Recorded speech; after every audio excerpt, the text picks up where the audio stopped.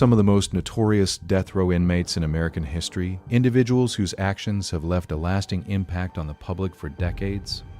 5 of them are John Allen Muhammad, known as the Beltway Sniper, Christa Pike, who committed crimes at the age of 18 and attracted intense scrutiny, Timothy McVeigh, America's most notorious terrorist, Chadwick Scott Wallace, with his pattern of calculated harm, and Dzhokhar Tsarnaev, linked to the Boston events that rocked the nation.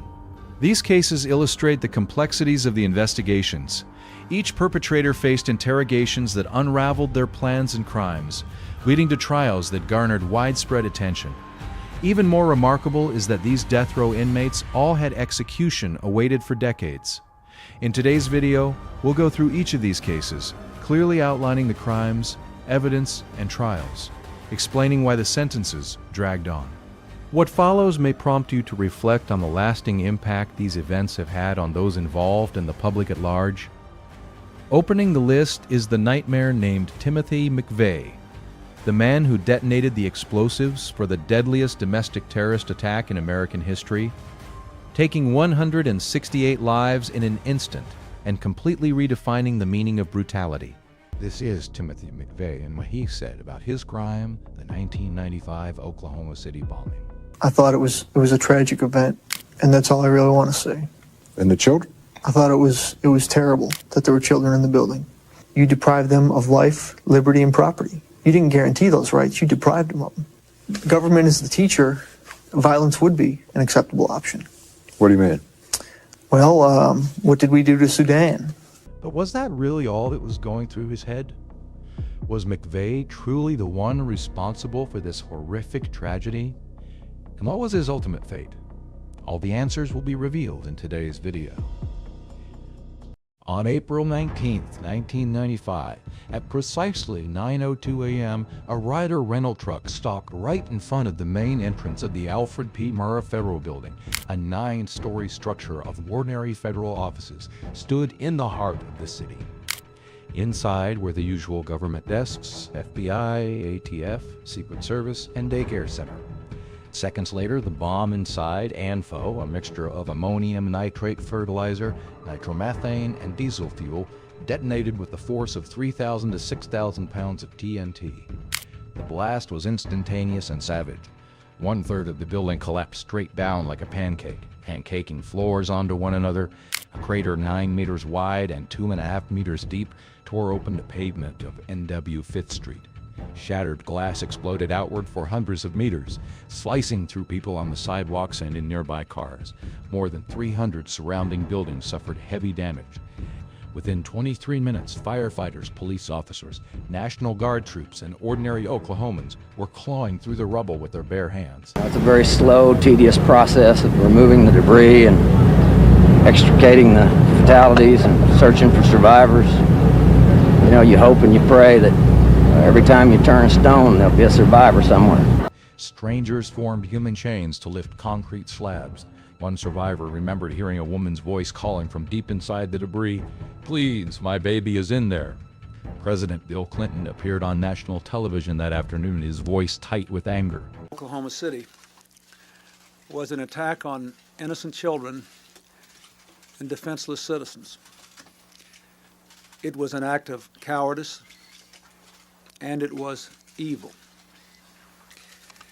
The United States will not tolerate it, and I will not allow the people of this country to be intimidated by evil cowards.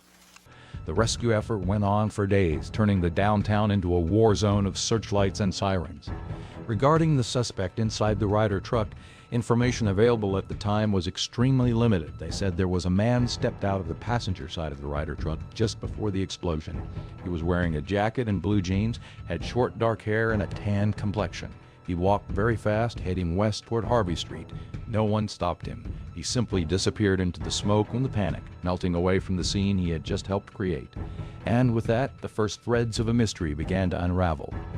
At 10:20 a.m. on April 19, 1995, Oklahoma Highway Patrol Trooper Charlie Hanger was cruising northbound on Interstate 35.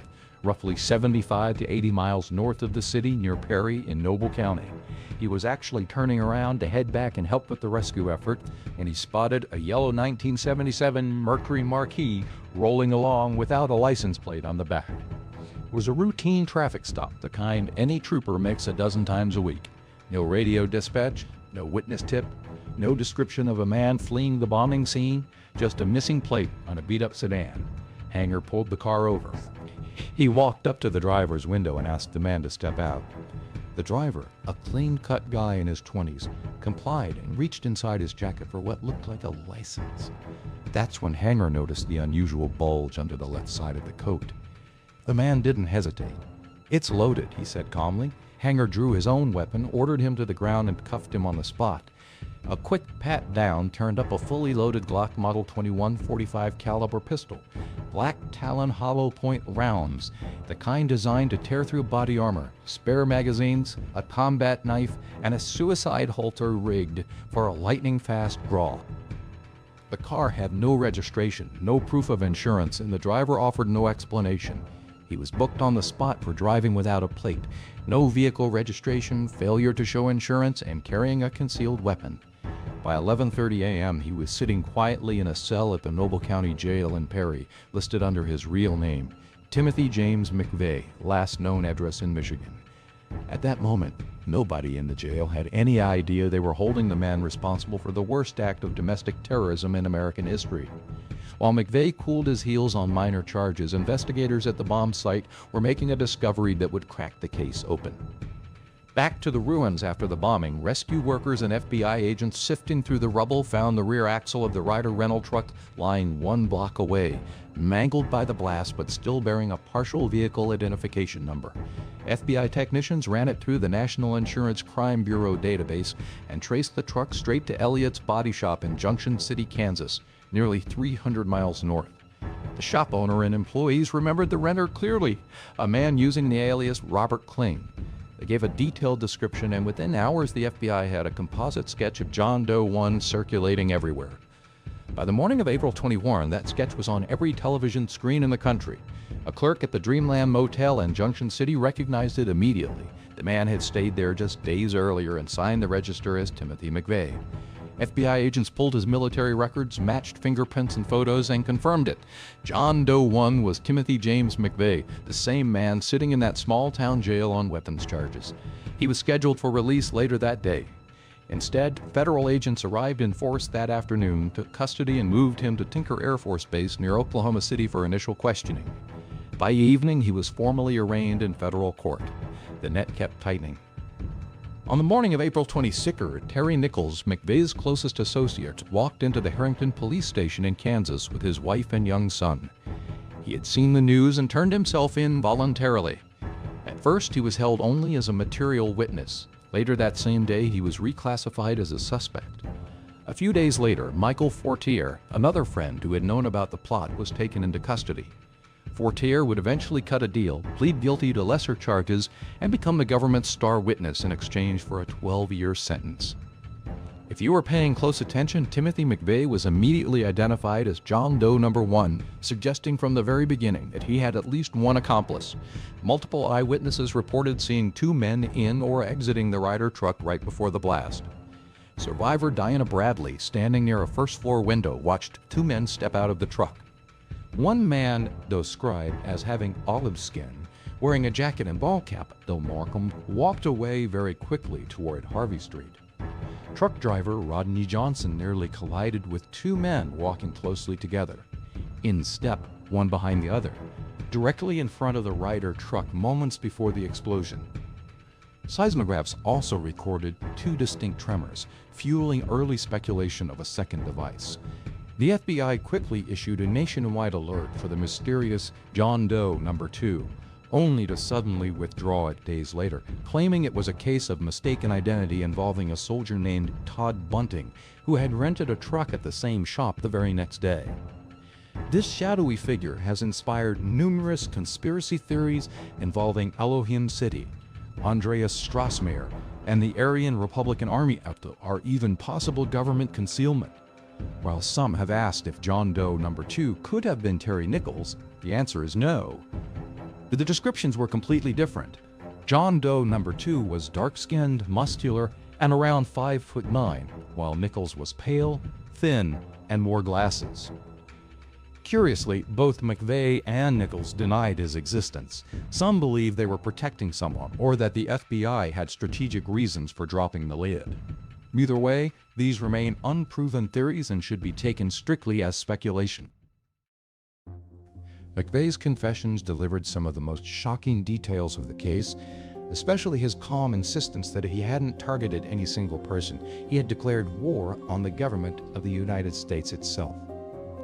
In the hours following his transfer to federal custody on the evening of April 21, 1995, Timothy James McVeigh sat stone-faced in the interview room at Tinker Air Force Base. Agents fired questions at him for hours. He gave them nothing. No admissions, no explanations, barely a word beyond his name and military serial number. He was polite, almost detached, as if the deadliest domestic terror talk in American history had nothing to do with him. For days he maintained that silence while the FBI built its case around him. Only years later, long after the jury had spoken, did the full picture emerge. In prison interviews for the book American Terrorist and in letters he wrote from death row, McVeigh opened up completely. There was no remorse, no second thoughts. He described the bombing as a legitimate act of war, a calculated strike against a tyrannical federal government that he believed had declared war on its own citizens first. You ended that letter with the words, "Do we have to shed blood to reform the current system?" I hope it doesn't come to that, but it might. In a domestic non-wartime situation, federal agents taking on the role of judge, jury, and executioner, and then to further add insult to injury, you have these people, these federal agents, not held accountable. Government is the teacher. Violence would be an acceptable option. What do you mean? Well, what did we do to Sudan? This wasn't the rant of a madman. It was the measured reasoning of a man who had come to see the United States itself as the enemy. The transformation had begun years earlier, during and after his Gulf War service in 1991. McVeigh had been an outstanding soldier, expert marksman, Bradley fighting vehicle gunner, recipient of the Bronze Star. Yet the same man who earned those honors came home convinced the government he had served now used violence as policy, both abroad and at home. I went over there hyped up, just like everyone else. Not only is Saddam evil, all Iraqis are evil. What I experienced, though, was an entirely different ballgame. And being face-to-face, close with these people, in personal contact, you realize they're just people like you. The right, I thought, well, it was self-defense. The reason I fired is because I saw a muzzle flash, and I instinctively fired around in that direction. But then I thought, well, at the same time, I'm in this person's country. What right did I have to come over to his country and kill him? Two events sealed his path. The first was Ruby Ridge in 1992, where federal agents killed a family in a standoff that McVeigh followed obsessively.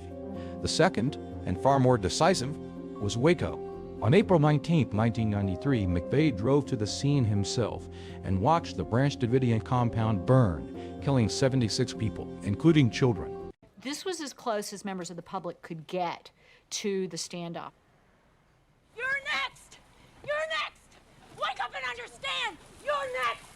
All sorts of folks that felt moved to come down. Just arrived today. I guess somebody told me a lot of people would be scared to put something on, like this. Timothy McVeigh had already apparently been very concerned about what had happened at Ruby Ridge. He marked the date on his calendar as the day the government murdered innocents. Exactly 2 years later, he struck back on the anniversary, timing the explosion to send an unmistakable message. Books shaped him as much as events. McVeigh carried photocopied pages of the Turner Diaries in the Mercury Marquis the day he was stopped. The novel's plot, a white separatist group that blows up an FBI building with a truck bomb loaded with fertilizer, read like a blueprint. He also raged against the 1994 federal assault weapons ban, convinced the government was coming for every gun owner's rights. In his mind, the Murrah building wasn't just a target, it housed the very agencies he blamed for Waco and Ruby Ridge. The plan itself had taken shape with cold precision starting in September 1994. McVeigh and his Army buddy Terry Nichols bought 2 tons of ammonium nitrate fertilizer from the Mid-Kansas Cooperative in McPherson under the fake name Mike Havens. They made two purchases, September 30 and October 18, then added nitromethane racing fuel, blasting caps, and plastic barrels. In December, McVeigh and another friend, Michael Fortier, drove to Oklahoma City and squatted the Alfred P. Murrah Federal Building. They timed traffic patterns, picked the perfect parking spot directly in front of the daycare center, and measured escape routes. From January through early April 1995, the materials sat hidden in a rented storage shed behind Nichols' house in Harrington, Kansas. McVeigh bounced between gun shows and cheap motels, always moving, always watching his back. On April 14, he checked into the Dreamland Motel in Junction City under his own name. 3 days later, on April 17, he rented the 20-foot Ryder truck at Elliott's Body Shop using the alias Robert Kling. The next morning, April 18, McVeigh and Nichols hauled every bag and barrel to Geary Lake State Park. There, in broad daylight, they mixed the ANFO bomb, roughly 2,300 to 4,800 pounds of ammonium nitrate soaked in diesel and nitromethane, inside the truck's cargo box. Early on April 19, McVeigh drove the loaded Ryder south toward Oklahoma City. Around 8:50, he lit 2 long fuses. At 9:02, he parked the truck directly in front of the Murrah Building's glass facade, stepped out, and walked away. Minutes later, the city shook.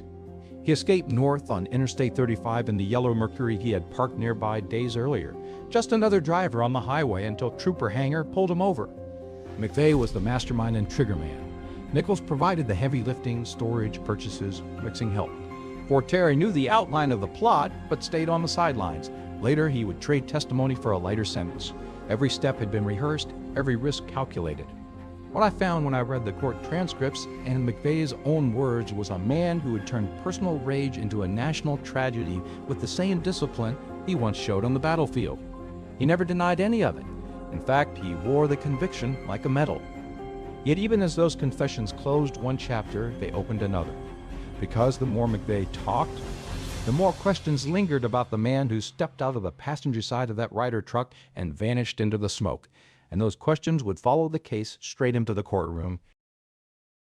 McVeigh's confessions delivered some of the most shocking details of the case, especially his calm insistence that he hadn't targeted any single person. He had declared war on the government of the United States itself.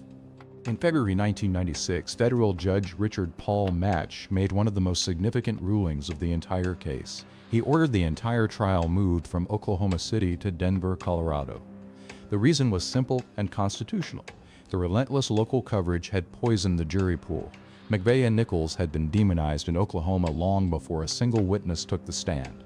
Match also ordered separate trials, with McVeigh's case going first. It was a quiet but ironclad decision meant to protect the right to a fair trial in a nation still raw with grief. The federal courthouse in Denver opened its doors on April 24, 1997. This was one of the most closely watched trials in American history. Closed-circuit cameras fed live images back to Oklahoma City so victims' families could watch without traveling. Security was tighter than anything the city had ever seen. When the grainy footage of McVeigh in handcuffs first hit national television right after his arrest, his father, William McVeigh, was sitting in the living room of the family home in Pendleton, New York. The older man stared at the screen, then broke down completely. "This can't be my boy," he kept repeating between sobs. "This can't be Tim." He later told reporters he had no idea his son was capable of anything like this and had tried to reach him in those first chaotic days, only to be turned away. Leading the prosecution was Joseph Hartzler, a veteran federal prosecutor from Illinois who suffered from multiple sclerosis and conducted much of the case from a motorized scooter. His voice stayed measured, but the facts he laid out were devastating. Opposite him sat Stephen Jones, McVeigh's lead defense attorney. Along with Robert Nye Jr. jury selection had dragged on for weeks, but once the 12 men and women were seated, the trial moved with military precision under Match's strict control. It would last roughly 2 months and feature hundreds of witnesses and thousands of pages of documents. The government's case was built like a steel trap. First came the rear axle of the Ryder truck, blasted more than a block from the crater, yet still carrying a legible partial VIN. That single piece of metal led straight to Elliott's Body Shop in Junction City, Kansas, and the man who had rented it under the alias Robert Kling. Next, forensic experts described the chemical signatures on the clothes McVeigh wore when Trooper Hanger pulled him over. Traces of PATN from the detonator cord on his t-shirt, jeans, and even the earplugs stuffed in his pocket. The shirt itself became a silent witness, front emblazoned with Abraham Lincoln and the Latin phrase, Sic Semper Tyrannis, back printed with Thomas Jefferson's line about refreshing the tree of liberty with the blood of patriots and tyrants. Inside the Yellow Mercury, agents had found photocopied pages from the Turner Diaries, handwritten revolutionary notes, and a bumper sticker that read, "Maybe now there will be liberty." The most damaging testimony came from Michael Fortier. He described how McVeigh had used soup cans on a coffee table to demonstrate exactly how the barrels of ANFO would be stacked inside the truck. Fortier recounted the scouting trip to Oklahoma City, the careful timing of traffic patterns, and the deliberate choice to park directly in front of the daycare center. Every piece fit. Every loose end was tied. After 23 hours of deliberation, on June 2, 1997, the jury returned with its verdict. Guilty on all 11 federal counts, conspiracy to use a weapon of mass destruction, actual use of that weapon, and 8 counts of first-degree murder for the federal agents who died inside the building. The courtroom remained utterly still. McVeigh showed no visible reaction. Guilty.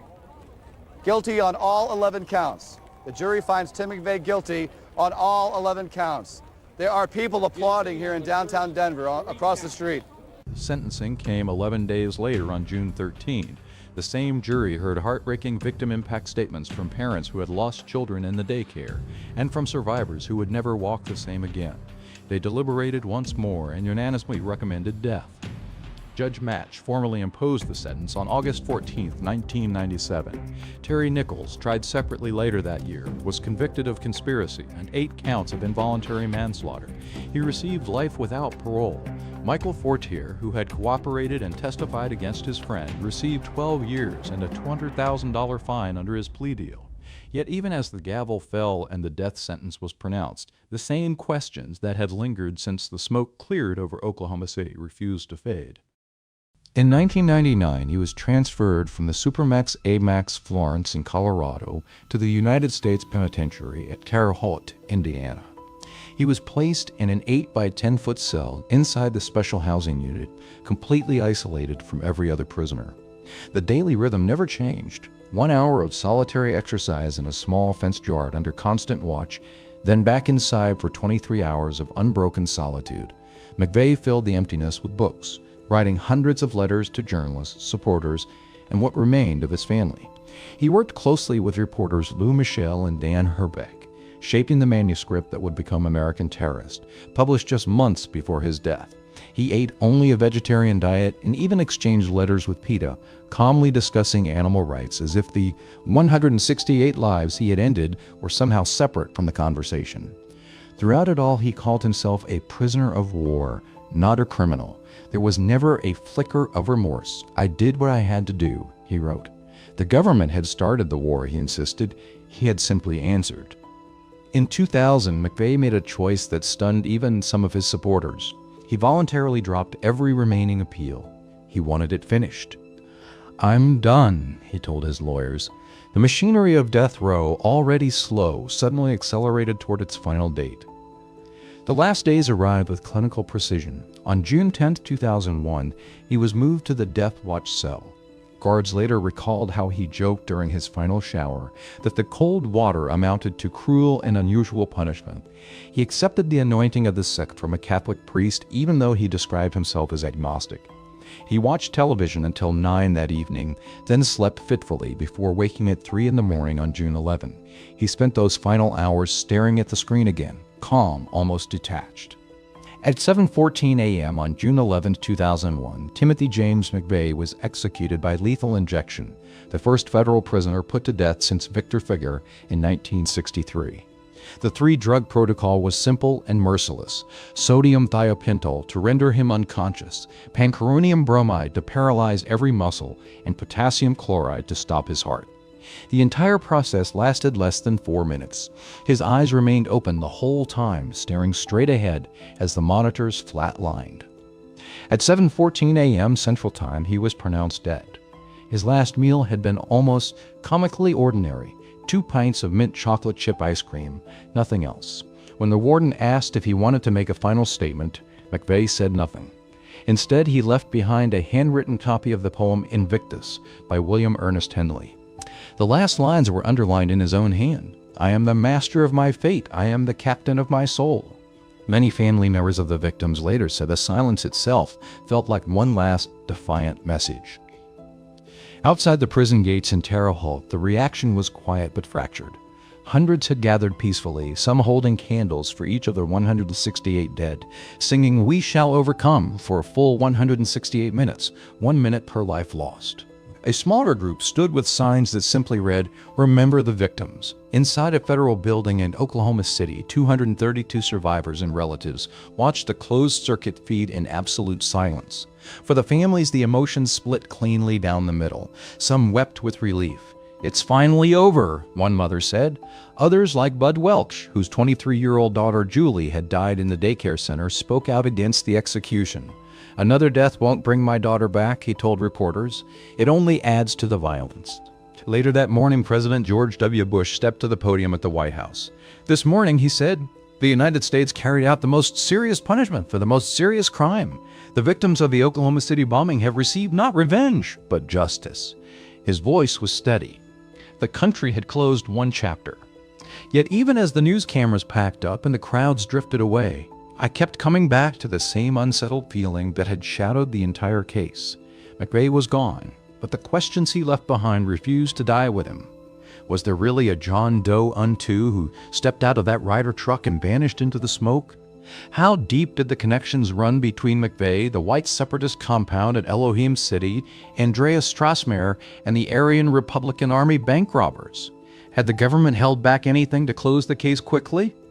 6 years after the worst act of domestic terrorism in American history, before 9/11 changed the meaning of that phrase forever, those shadows still stretched across the Oklahoma City skyline. In the end, as Timothy McVeigh drew his last breath on that June morning in 2001, the federal government closed its books on the worst act of domestic terrorism America had ever seen. But some stories refuse to be buried with the man who created them. What remains is a chilling lesson about how ordinary people can be transformed when they spend too much time swimming in darkness. Prolonged exposure to rage, conspiracy, and extremist ideology can quietly erode a man's sense of right and wrong until he convinces himself that mass murder is not only acceptable, but necessary. In our current age, that warning carries even heavier weight. The kind of literature and ideas that radicalized McVeigh can now be accessed instantly by anyone with a phone.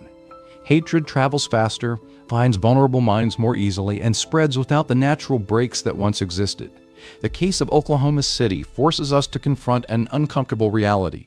We must be far more vigilant about the information we allow into our lives and, most importantly, into the lives of our young people. Thoughtful education, open conversations, and careful guidance are essential if we hope to prevent the next quiet radicalization before it turns deadly. And with that, this episode comes to a close. If this story affected you or gave you something to think about, I'd appreciate it if you liked the video and shared it with others. Drop your thoughts and reflections in the comment section below. I read every one. If you want to continue this journey through America's most haunting true crime cases, please subscribe and turn on notifications so you never miss a new release. Next, we come to the man with the face of a gentle schoolboy, but the heart of a devil, Dzhokhar Tsarnaev, who turned the lively Boston Marathon into a bloody Monday. This is the story of Dzhokhar Tsarnaev, the man who, together with his older brother Tamerlan, placed 2 pressure cooker bombs near the finish line of the Boston Marathon on April 15, 2013.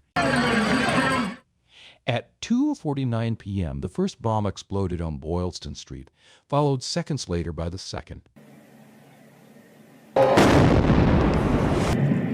3 people died instantly or soon after: 29-year-old Crystal Campbell, 23-year-old Lindsay Liu, and 8-year-old Martin Richard, who had been waiting to hug his father after the race. More than 260 others were injured in this case. Just white smoke all in the air. It was horrible. It was just traumatizing. I don't know how else to explain it. It was a dream of mine for years, and I finally accomplished it in the time that I wanted to. We will find out who did this. We'll find out why they did this. Any responsible individuals, any responsible groups will feel the full weight of justice. Make no mistake, we will get to the bottom of this. The brothers acted alone. They built the devices using instructions from Al-Qaeda's online magazine Inspire. Yet the path to that afternoon raises persistent questions. The FBI received warnings from Russian intelligence about Tamerlan as early as 2011. When he got back from Russia, Tsarnaev started posting radical videos on a new page with an address that bore the names of prominent militant leaders among Islamist groups. Agents interviewed him twice. No charges followed. Tamerlan traveled freely to Dagestan in 2012, possibly contacting militants. He returned without heightened scrutiny. Some point to earlier violence, the 2011 Waltham triple murder, linked by DNA and phone records years later, but never prosecuted at the time. Among the theories that still circulate online, one claims the brothers were allowed to proceed, perhaps even quietly encouraged, because federal agencies needed a high-profile incident to justify stricter gun policies or expanded surveillance powers. Official records show no evidence of such involvement. The FBI has repeatedly denied recruiting Tamerlan as an informant or letting the plot advance. Still, the missed signals and rapid escalation fuel doubt. Very dangerous region that are known for their tactics, that he possibly could have been trained at that point. How does a college kid with scholarships and a wrestling trophy end up wiring bombs? Why were foreign warnings not acted on more aggressively? And what really happens when intelligence fails or appears to? If this kind of deep dive into true crime and unanswered questions resonates with you, hit that like button, share the video so more people see it, drop your thoughts in the comments below what stands out to you about this case, and subscribe for the next parts. Now, let's begin the video today. I want to take you back to before the race when Dzhokhar Tsarnaev was still just a kid who looked like he had everything ahead of him. Dzhokhar Tsarnaev was born on July 22, 1993 in Tokmak, Kyrgyzstan, to Chechen father Anzor and Amar mother Zubeydat. The family moved to Makhachkala in Dagestan when he was a toddler, then crossed the ocean in 2002-2003, landing in Cambridge, Massachusetts under political asylum. They arrived with almost nothing, but the kids adapted fast. Dzhokhar grew into the all-American high school success story. You'll find more information. This guy is a walking angel. He's a nice kid. What's his name? Dzhokhar Tsar.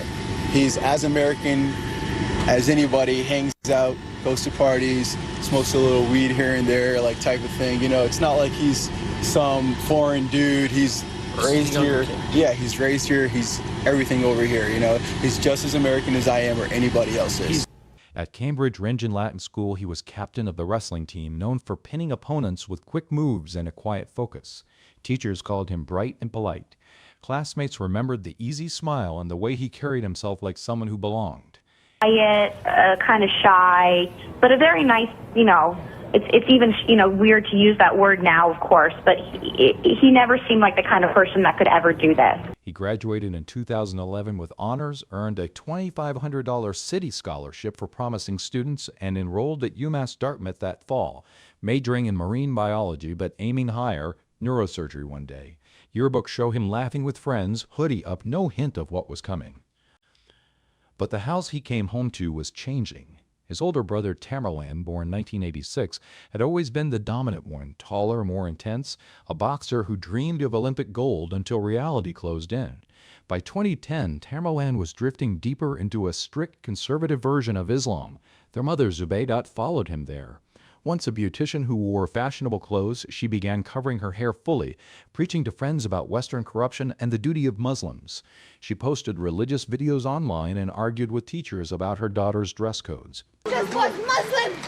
My son was Muslim, that's it. What happened is a terrible thing, but I know that my kids have nothing to do with this. I know it. I am mother. A mysterious figure entered the picture around then. Misha, real name Mikhail Alakverdov, an Armenian convert to Islam who visited the family often. He spoke of jihad, of America's wars against Muslims. Tamerlan listened hardest. Person, sort of some new convert to Islam of some Armenian descent. And he said this person, he took his brain, he just brainwashed him completely. Tamerlan is off now. There is no even any obedience and respect to his own father. That concerned me big time. The shift accelerated in 2011. The Russian FSB sent 2 letters to the FBI. Tamerlan Tsarnaev was becoming radicalized, a possible threat. Agents interviewed him in Cambridge that spring and again later. He denied any extremist ties. They closed the file. No travel restrictions followed. That same year, September 11, 2011, 3 men were found dead in a Waltham apartment. Brendan Mess, Eric Weissman, and Raphael Tekin. The scene looked personal, ritualistic. Years later, after Boston, investigators matched DNA from the crime scene to Tamerlan and found phone records placing both brothers nearby that night. Ibrahim Tadashev, one of Tamerlan's close friends, reportedly confessed to taking part before FBI agents shot him dead in Orlando in 2013 during questioning. The Waltham case was never charged against the Tsarnaevs while they were alive and free. By 2012, the ideology had roots. Tamerlan flew to Dagestan in Chechnya for 6 months, reportedly meeting radicals and attending underground sermons. He returned more certain, more withdrawn. Dzhokhar, still in college, began downloading the same material his brother studied. The files piled up on his laptop quietly, methodically. But what happens when the promising student starts reading about while his brother buys fireworks by the case? The answers were still 2 years away, hidden behind dorm room doors and late-night searches. Turn to the months that built the bombs. February 2013. Tamerlan walks into a fireworks store in New Hampshire and buys 48 mortars. Receipts later show the purchase clear as day. A New Hampshire fireworks store has told the FBI it sold $400 worth of fireworks in February to Tamerlan Tsarnaev. He just wanted the biggest, loudest stuff that we have in the store, pretty much. Store records confirm the purchase, and she says she remembers his Russian accent. We don't get too many people in here who have Russian accent. The older brother appeared to be the more radicalized of the two and was the one that drove both the need to conduct the attack as well as the preparation for the attack themselves, that is, building the bombs. March rolls in. The brothers drive to a shooting range in Manchester, rent 2 9mm handguns, and burn through 200 rounds in under an hour. Range logs record their names. Early April brings the final pieces. A package arrives at their Cambridge apartment. Electronic components, timers, wiring. Dzhokhar opens a prepaid cell phone account under the name Dzhokhar Tsarnaev. Everything quiet. No alarms. April 15th, 2013. Mid-afternoon on Boylston Street. Surveillance cameras catch 2 figures in baseball caps moving through the marathon crowd. One backpack drops near the finish line, then the second about a block away. At 2:49 p.m., the first device detonates. Seconds later, the second follows. The street disappears in smoke and screams. That evening, Dzhokhar drives back to his dorm at UMass Dartmouth. He posts on Twitter, "Ain't no love in the heart of the city. Stay safe, people." The next day, he's spotted at the campus gym lifting weights like any other Monday. Friends stop by his room. He acts relaxed. He cuts his hair short. My roommates woke me up this morning, probably around like 8 a.m., saying that it was somebody from Cambridge Ridge Latin. And then I got to the TV and I saw his name on the headline. And Dzhokhar was just a guy with, full potential and never showed any signs of doing this whatsoever. I think that if you ask anybody in Cambridge that truly knew him and truly hung out with him, then you would know that this is probably the most shocking news that we've heard in a while. As someone that's in the news, I can't even comprehend it still. And even as the facts start to come out, like you have something in the back of your head, like, wow, like that maybe looks like Dzhokhar. And the crazy thing is, probably my first reaction is reach out to him, and I did, just to say, yeah, man, like be careful because these people might, try and think that it's you. April 18, 5 o'clock. The FBI releases stills from the finish line cameras. 2 men, one in a white cap turned backward, the other in black. Within hours, friends text Dzhokhar, "Dude, that's you." He replies, "Come get stuff from my room if you want." 3 of them show up, take a backpack stuffed with fireworks and a laptop, drive to a trash bin and toss it. Later that night, the brothers load weapons into a car and head to the MIT campus. Around 10:25 p.m., campus police officer Sean Collier sits alone in his cruiser near the Stida Center. 2 men approach on foot. Shots ring out, multiple rounds into the vehicle. Collier slumps forward, dead before backup arrives. They keep moving. They carjack a black Mercedes SUV on Vassar Street. The driver, a Chinese national studying at MIT, later tells police the brothers forced him at gunpoint to an ATM. They withdraw $800. At a gas station, he slips out and runs. He flags down a passerby and calls 911. They said they did the bombing in Boston. Everything went wrong in early morning, April 19, 2013. Watertown, Massachusetts.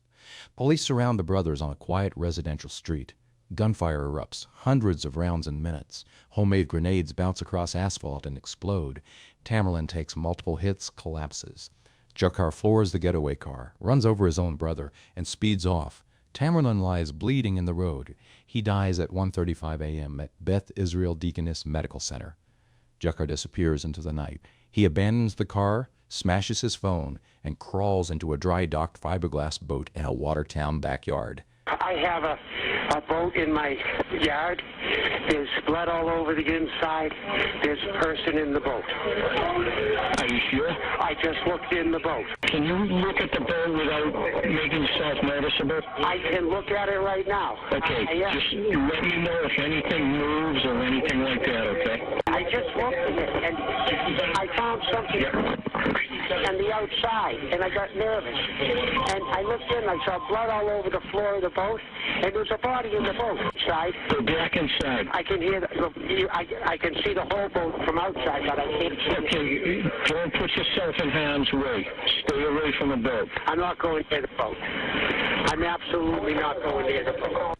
Blood soaks through his clothes, bullet wounds to the neck, legs, mouth. In the dim light inside the boat, he writes on the walls with a marker, then pencil, "I'm jealous of my brother who has received the reward of Jannatul Firdaus, inshallah, before me. The U.S. government is killing our innocent civilians. I can't stand to see such evil go unpunished. When you attack one Muslim, you attack all Muslims." Around 7 p.m., the homeowner notices fresh blood on the boat's tarp and calls police. Officers arrive, surround the vessel, fire flashbang grenades. Dzhokhar, weak from blood loss, raises one bloody hand through a hole in the tarp. He's pulled out around 8:45 p.m., cuffed, and rushed to the hospital. At Beth Israel, FBI agents question him for roughly 12 hours without reading Miranda rights, public safety exception. He speaks. He says the brothers acted alone. Revenge for American wars in Muslim lands. No cell, no wider network. Investigators tear through evidence. Laptop hard drives yield al-Qaeda downloads, bomb diagrams. DNA from pressure cooker fragments matches both brothers. Phone records place them at the finish line. 3 friends, Azamat Tajayakov, DS Kadirbayev, Robel Philippos, are charged with obstruction for removing and discarding items from Dzhokhar's dorm room. Tamerlan's friend Ibrahim Todeshev, questioned in Orlando about the 2011 Waltham murders, is shot and killed by FBI agents after allegedly lunging with a knife while confessing involvement, April 22, 2013. Hospital bedside. Dzhokhar is formally charged with 30 federal counts, including use of a weapon of mass destruction. July 10, 2013, he pleads not guilty. January 30, 2014, prosecutors announced they will seek the death penalty. Trial begins March 4, 2015, in federal court in Boston. The government presents the timeline, the boat message, the tweets, the fingerprints. Defense concedes most facts but argues Dzhokhar was under Tamerlan's control, younger, impressionable, not the planner. Jury convicts on all 30 counts, April 8. Penalty phase. Victims and families speak. Parents describe empty chairs at dinner. Amputees talk about learning to walk again. Dzhokhar sits, head down, mostly silent. June 24, 2015. Sentencing day. For the first time, he stands and speaks directly. "I would like to now apologize to the victims, to the survivors. I am sorry for the lives that I've taken, for the suffering that I've caused you, for the damage that I've done, irreparable damage. If there's any lingering doubt of that, let there be no more. I did it along with my brother." The words hang in the courtroom. Some families accept them as remorse. Others see calculation, a last bid for mercy after years of defiance. He had denied wider involvement at first, pointed fingers at his dead brother during trial. The apology arrives only after conviction, after the death recommendation. Whether genuine regret or tactical regret, it changes nothing for the sentence. Death by lethal injection on 6 counts. I was actually really happy that he made the statement. As I said in my personal impact statement, I have forgiven him. I have come to a place of peace, and I genuinely hope that he does as well. And for me to hear him say that he's sorry, that is enough for me. And I hope, because I still do have faith in humanity, including in him, I hope that his words were genuine. I hope that they were heartfelt. I hope that they were as honest as the statements that you heard today in court from the victims and the survivors. But what happens when the courtroom doors close and the appeals begin? In the next part, I'll trace the long road through reversals, Supreme Court rulings, juror bias probes, and why, even in 2026, the lethal injection chamber still waits. Because for some families, the waiting feels almost as heavy as the day the bombs went off. In the courtroom's final act, on April 8, 2015, the jury foreman stands in the packed Boston federal courthouse and reads the verdict. Guilty on all 30 counts. No surprises after weeks of evidence. Then comes the penalty phase. Families fill the gallery again, some clutching photos of empty bedrooms, others staring straight at the defendant. May 15, the same jury recommends death by lethal injection for the 6 counts tied directly to murder. Judge George O'Toole makes it official on June 24. Dzhokhar Tsarnaev, 21 years old when he planted the second bomb, is sentenced to die. But the execution never occurs. July 31st, 2020. The First Circuit Court of Appeals overturns the death sentences. Faulty jury selection, improper exclusion of mitigating evidence, reasons enough to send the penalty phase back. Families sit through another hearing, hearing the same crimes described all over again. March 4th, 2022. The Supreme Court steps in, votes 6-3 to reinstate death. Relief for some, frustration for others who want finality now. The appeals keep coming. Juror bias claims surface. 2 panel members allegedly hid social media posts hostile to the defense. The First Circuit orders an investigation in 2024. Hearings stretch into 2025 and 2026. Defense motions accuse the trial judge of bias. Courts deny recusal. Tsarnaev remains locked in ADX Florence, the Supermax in Colorado, writing letters, waiting. December 23, 2024. President Biden commutes the sentences of 37 federal death row inmates. Dzhokhar Tsarnaev is not among them, excluded alongside Dylan Roof and Robert Bowers because of the terrorism and hate crime elements. The moratorium under Biden slows federal executions anyway.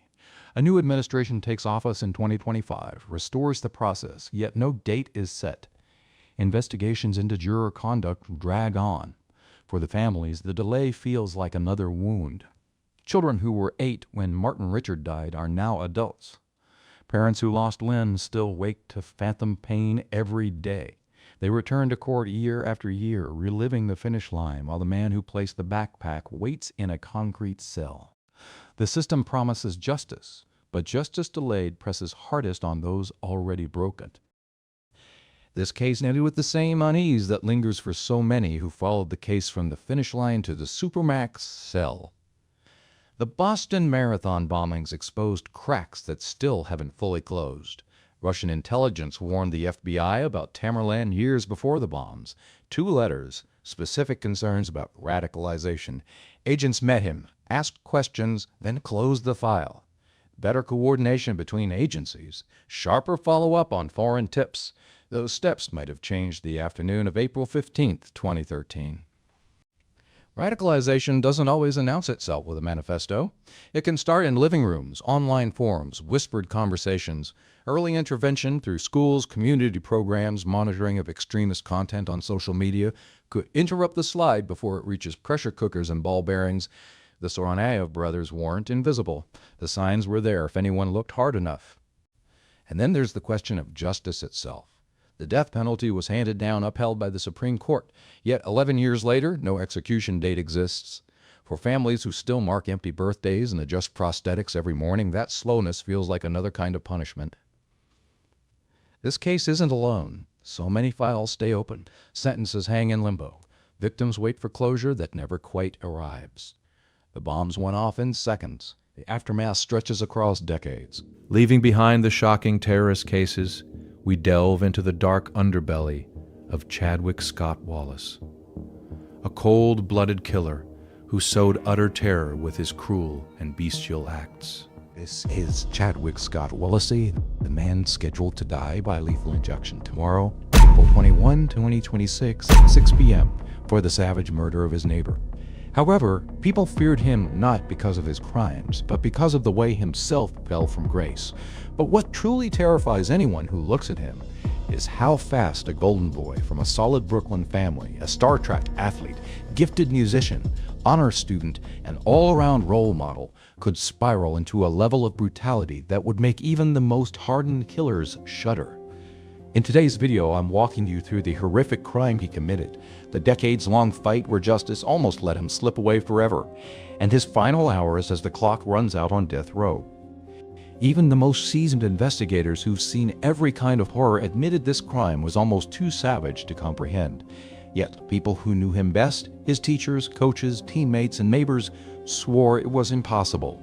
To them, Chadwick Scott Wallace was simply too polite, too kind, and too exceptional to ever be capable of something like that. Born on September 23, 1967, in Brooklyn, New York, Chadwick Scott Wallace entered the world in what looked like an American dream. He grew up in a stable, middle-class household that appeared loving and deeply religious. His father, Colin Wallace, worked as a bank employee at Chase Manhattan Bank, and his mother, Audrey Wallace, was a registered nurse. The family attended Catholic services regularly and raised their children according to the church's teachings. On the surface, everything about the Wallace home in Brooklyn looked exactly right. As a teenager, Chadwick stood out for all the right reasons. Teachers, coaches, and friends described him the same way.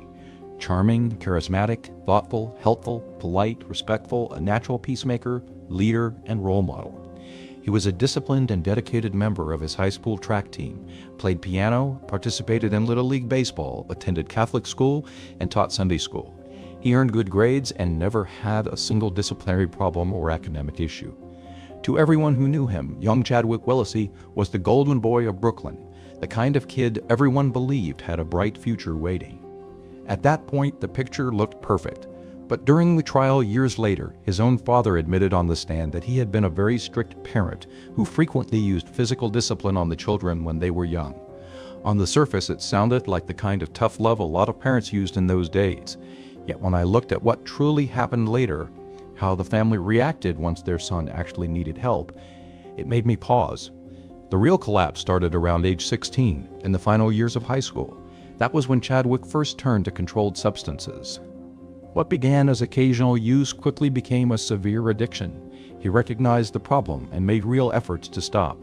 He voluntarily checked himself into a 7-day detox program and managed short periods of sobriety, but the pull was stronger than he was. By the time he turned 18, his parents had thrown him out of the house. He became homeless, at one point living on the streets for an entire month with almost nothing to eat. The once responsible, non-violent, hard-working young man from New York changed completely. His judgment and impulse control deteriorated fast.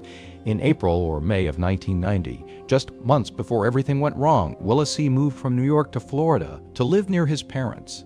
He hoped the change of environment would finally help him break free from the controlled substances that had taken over his life. He was 22 years old, broke, and still deep in active addiction. From this picture, anyone can picture the kind of crime a desperate young man in that state might commit to feed his habit. But the level of savagery he would unleash on September 5, 1990 would go far beyond anything you might imagine. The crime occurred on September 5, 1990 at 1340 Jarvis Street, NW, in Palm Bay, Brevard County, Florida. The victim is Marlies May Sather, born Marlies May Bakke, 56 years old. She had just become a widow. Her husband had passed away only 2 months earlier. She worked as a contracts negotiator at Harris Corporation, handling high-level government deals that required top-secret security clearance. Neighbors knew her as the kind of person who stayed active in her church and the community, the sort of woman who waved hello and kept her yard neat. Wallace had been her next-door neighbor for only a few months. He had even cut her grass once and argued with her over the pay. Because they lived so close, he knew her schedule well enough to pick the exact window when he thought she would be at work. That afternoon, Marlies came home unexpectedly during her lunch break. She walked in and caught Wallace inside her house, already stealing whatever he could carry. From that moment, the attack turned savage in a way the trial records still call one of the worst in Florida history. He grabbed a hammer and a squeegee and struck her repeatedly in the head, hard enough to fracture her skull and knock a piece of bone loose. She was still conscious when he tied her hands and feet with electrical cord and duct tape, then looped a telephone cord around her neck and pulled with so much force that he broke cartilage in her throat. Willacy took her ATM card, PIN, and car keys, then drove her Ford LTD, the one still bearing a for sale sign, to the bank and withdrew cash. While he was gone, surprisingly, she lay bound on the floor, alive and aware, struggling against the cords. She even managed to twist and kick one shoe off in her fight to get free. When he returned, he went straight to the garage, grabbed a can of gasoline, and poured it over her body and throughout the house. He disabled the smoke detectors, set them on the floor, and dragged a fan from the guest room over to her. He aimed the fan directly at her legs to feed extra oxygen into the fire. Then he struck match after match and set the place ablaze. The medical examiner later ruled that Marlies May Sather died from smoke inhalation while she was still alive and conscious, the flames already reaching into her lungs. Florida courts described the murder with two of the heaviest labels they have: heinous, atrocious, and cruel, plus cold, calculated, and premeditated, because Willacy had deliberately come back to destroy every trace of what he had done. Willacy's cruelty became even more apparent during the police investigation of this case. Late afternoon that day, the phone rang at Palm Bay Police Department dispatch after Marlies May Sather's son-in-law had been trying to reach her for hours with no answer. Growing more concerned, he finally called 911. The officers arriving at 1340 Jarvis Street, NW, just as the sun was going down. The house was still smoldering, thick black smoke hung in the air, and the sharp, unmistakable smell of gasoline punched through everything. Inside, firefighters had already found the body. Marlies May Sather, 56 years old, lay charred beyond recognition in what remained of her living room. At first glance, it looked like a tragic house fire, maybe an accident, maybe something worse. But the medical examiner on scene noticed blunt force trauma to the head and ligature marks around the neck even before the full autopsy. The gasoline odor and the disabled smoke detectors told the rest of the story. Within hours, the case flipped from a routine fire call to a homicide investigation. By the next morning, Friday, September 6, Detective George Santiago of the Palm Bay Police Department had been handed the lead. He walked the block and his eyes went straight to the house next door at 1346 Jarvis Street. The window on Willacy's place was freshly broken. Willacy was the closest neighbor, and everyone on the street knew he had mowed Marlies' lawn just the day before. There had even been a small argument over the $20 she paid him. Santiago knocked on the door. Chadwick Scott Wallace, 22 years old, answered looking calm. He admitted he had cut the grass and that they had disagreed about the pay on September 4. He swore he had not been inside her house at all on the day she died. He claimed he was nowhere near the place when the fire started. When detectives asked him to give fingerprints to be ruled out, Willacy refused flat out. He promised he would come down to the station voluntarily at 5 o'clock that afternoon to give a formal statement. He never showed up. The break came that same evening, right around 6 to 8 o'clock. Willacy's girlfriend at the time, Marisa Walcott, had been at his house earlier. She went to throw something away and spotted a familiar checkbook and register sitting right on top of the trash. It belonged to Marlies May Sather. Marisa didn't hesitate. She called Detective Santiago immediately. Santiago and his team rolled back to 1346 Jarvis Street within minutes. When they confronted Willacy, he actually pointed out the checkbook in the trash himself. He didn't deny it was there, he just stood there. According to Santiago's later testimony in court, Willacy looked at them and said he didn't do nothing to that woman. When the handcuffs went on, he made no sound at all. No, I didn't do it. No protest. Nothing. He was arrested on the spot, right there in his own living room, and taken straight to the Brevard County Detention Center. No bail was set. The charge was first-degree murder. Detectives moved fast. They obtained a search warrant that same night. The moment they stepped inside Willacy's house, the case began to lock down. In his bedroom, they found Marlies' television, VCR, tape rewinder, shotgun, jewelry, coins, and other small items he had carried across the yard. Some pieces were still stacked neatly, others had been shoved under the bed. In the laundry, they recovered clothes soaked with blood that later matched the victim's type. But the most damning evidence was sitting right there in plain sight. Willacy's fingerprints, clear and unmistakable, on the very box fan he had dragged into position to feed oxygen to the flames, and on the gasoline can he had emptied over her body. The checkbook Marisa had found was the final piece. By the time the sun came up on September 7, the physical case against him was overwhelming. At 4 o'clock that morning, detectives brought Willacy in for a second interview. His story started to crack. The details he gave now contradicted what he had told officers the day before. Little things, times, places, what he claimed he was doing didn't line up anymore. The man who had once been the golden boy of a Brooklyn track team, the polite kid everyone trusted, now sat under fluorescent lights spinning a story that no one in the room believed. It was October 1991 when the case against Chadwick Scott Wallace finally reached the circuit court in Brevard County, Florida. What I found when I pulled the trial transcripts this morning, April 20th, 2026, was a courtroom packed with tension and the quiet sobs of Marley's May Sather's family seated in the front row. The 22-year-old defendant sat stone-faced as the state laid out 4 counts: first-degree premeditated murder, burglary with assault, robbery with a weapon, and first-degree arson. The felony murder theory had been folded into the main murder charge, but the facts remained the same. On October 17, the jury returned guilty verdicts on every single count. No hesitation, no reasonable doubt. The very next day, October 18, the penalty phase began. The same jury now had to decide whether Wallace would live or die. Prosecutors walked them through the 5 aggravating factors that painted the crime in its full horror. This was felony murder committed during a burglary, robbery, and arson. Wallace had killed to avoid lawful arrest. He had killed for pecuniary gain. The manner of death was heinous, atrocious, and cruel. Marley's had been beaten with a hammer and squeegee until part of her skull broke loose, strangled with a telephone cord, bound hand and foot, then left conscious while gasoline was poured over her and a fan was aimed at her feet to make the flames race faster. And it was cold, calculated, and premeditated. After robbing her, he had gone back, disabled the smoke detectors, and set the fire on purpose. Defense attorneys fought back with what mitigating evidence they had. Wallace had no significant prior criminal record. He had been young, only 22. There were glimpses of a nonviolent past and some early efforts at self-improvement, but the judge, Theron Yawn, gave those factors little weight. On October 18, the jury voted 9-3 to recommend death. 2 months later, on December 10, 1991, Judge Yawn made it official. He sentenced Wallace to death plus 30 years on each of the other counts. That same afternoon, Chadwick Scott Wallace was led away in chains to begin his life on Florida's death row. What should have been the end of the road turned out to be only the beginning. On January 13, 1992, the direct appeal landed at the Florida Supreme Court. For more than 2 years, the case sat in the appellate pipeline while Marley's family waited for the finality they had been promised. Then, on May 12, 1994, the Florida Supreme Court issued its ruling in Wallace v. State. The conviction stood firm, but the death sentence was thrown out. The reason was a single technical error during jury selection voir dire. The state had challenged a prospective juror named Cruz because she said she could not recommend death. The trial judge had sustained that challenge but refused to let the defense ask even one more question to see if she could be rehabilitated. Under Florida Rule of Criminal Procedure 3300B and clear precedent from O'Connell and Hernandez, that was a reversible error. The High Court called it a clear violation. They vacated the death sentence and sent the case back for a brand new penalty phase. To the victim's family, it felt like a procedural lifeline handed to the man who had tortured and burned Marley's alive. The system that had taken only 36 hours to arrest Wallace now gave him years of extra life while the people who had buried a charred body waited in limbo.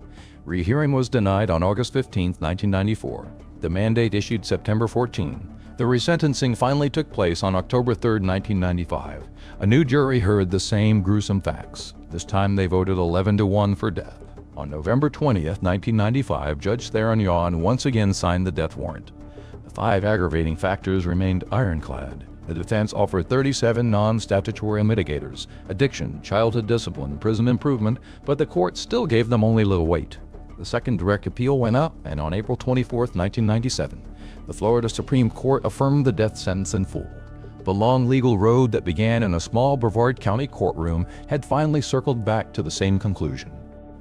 What struck me hardest this morning was the cruel arithmetic of it all. The state had needed less than 2 days to catch Wallace and less than 2 weeks of trial to convict him. Yet the appeals process stretched the horror across years. Yet the system didn't merely take its time to impose the death sentence, it has taken more than 3 decades to actually carry it out.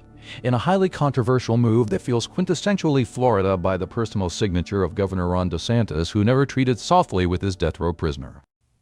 For the life in the jail, Chadwick Scott Wallace was mainly stayed in Florida State Prison in Ryford and became inmate DC Onte 707742. He has now spent more than 34 years and 4 months locked inside the same 6-by-9-foot cell, 23 hours a day, with only 1 hour of solitary recreation in a concrete yard no larger than a basketball court. Visits are limited, phone calls are monitored, and the world outside the razor wire has aged while he has simply endured.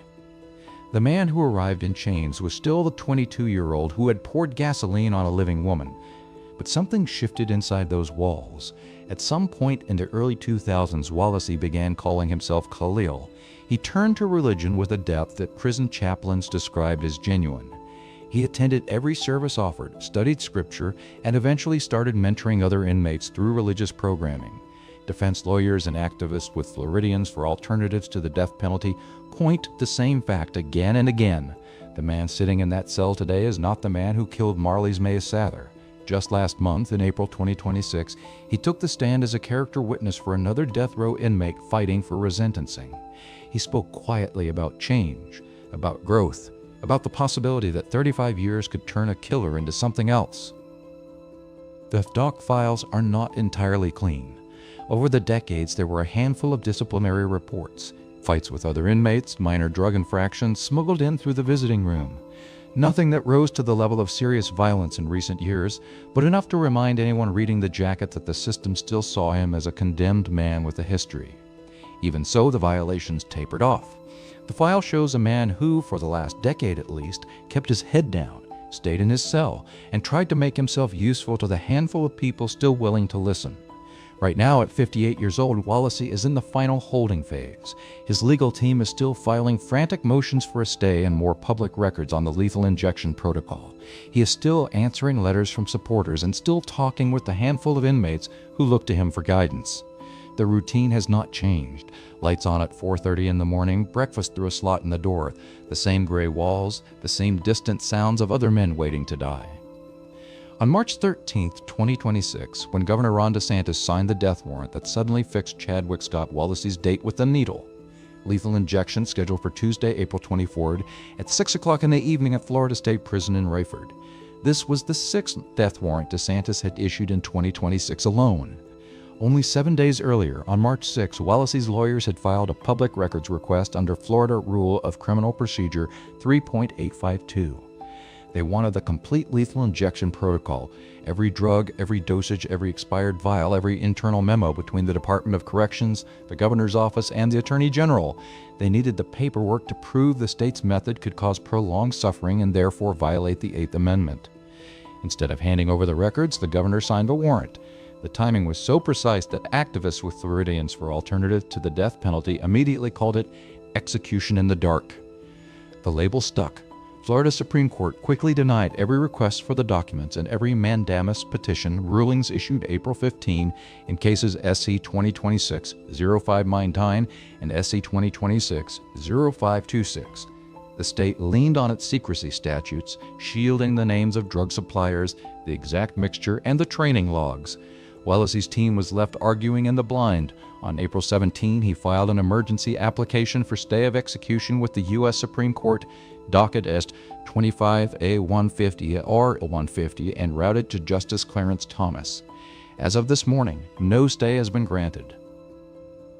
The Florida Conference of Catholic Bishops and the FADP sent urgent letters begging DeSantis for clemency, reminding him that a man who had spent 35 years on death row calling himself Khalil and mentoring other inmates might not be the same 22-year-old who burned Marlys May Sather alive. Online petitions asking for a temporary reprieve gathered thousands of signatures overnight. From the state's point of view, the secrecy makes perfect sense.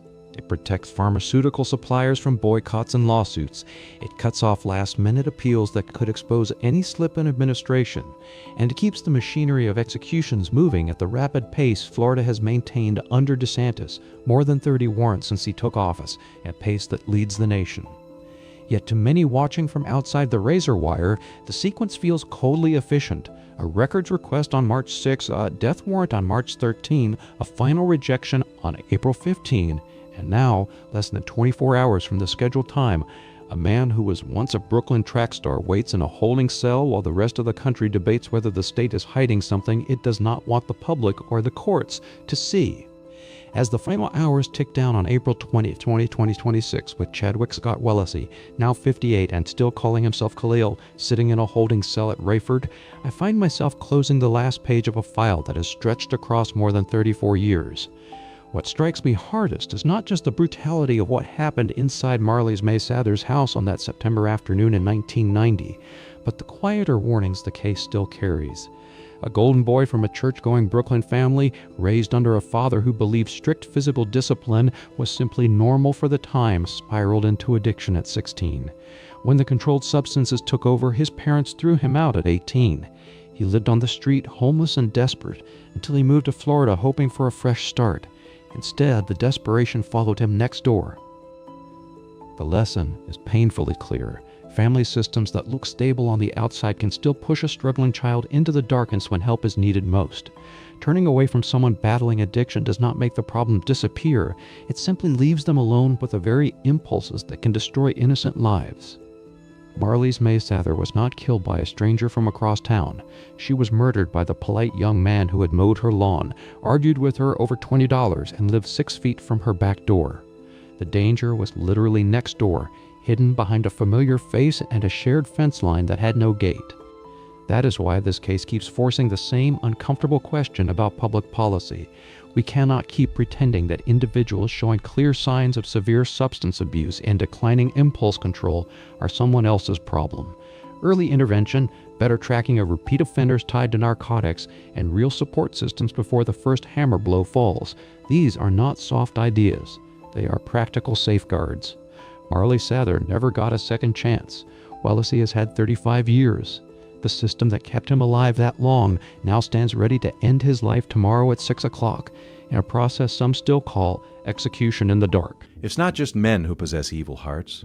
The next perpetrator is an 18-year-old girl, becoming the youngest female death row inmate in modern American history. Christa Pike. Thank you. I was just like right there because she made me so mad. And I just kept with her and doing this. And she was just going, please don't. I said, shut up. I don't want to talk to you. I don't want you to talk to me. I said, I just want to find some way to get out of this. I said, it's gone too far. I need to do what I've done so far. Christa Pike is the youngest woman ever sentenced to death in modern American history. At age 20, she received the sentence for a brutal murder she committed when she was just 18. Now, nearly 30 years later, she sits in her death row, facing execution in 2026. But why did it take 3 decades to carry out the death penalty for murder? In today's story, we will explore the chilling motives behind the crime, the horrific details of what truly happened that night, and the course of the trial leading to the judge's verdict. Then we will answer the question everyone is asking. Why did Christa Pike spend nearly 30 years in prison instead of facing justice sooner? Did she deserve clemency? Or should the death penalty have been carried out long ago? Let's examine the facts, evidence, and system that helped her survive all these years. Watch the entire video and let me know your thoughts. Christa Pike was only 18 when she committed the murder that would later make her the youngest woman ever sentenced to death in modern American history. She received the death sentence at age 20. The victim was a classmate, a young girl who suffered unimaginable brutality. This caused immense pain and outrage for the victim's family, especially her mother, after each trial. Let's watch a short excerpt from her interview. I'm fighting for justice. I want her either executed where she never can hurt another person or be alive and get things that she's not supposed to get. I want justice. I want Colleen to be, have justice for her. I think if she was out with general population, I think she would try to kill somebody else. I also think that shows a danger to me because she gets out, she can come after us. Honestly, I didn't before, but I do now.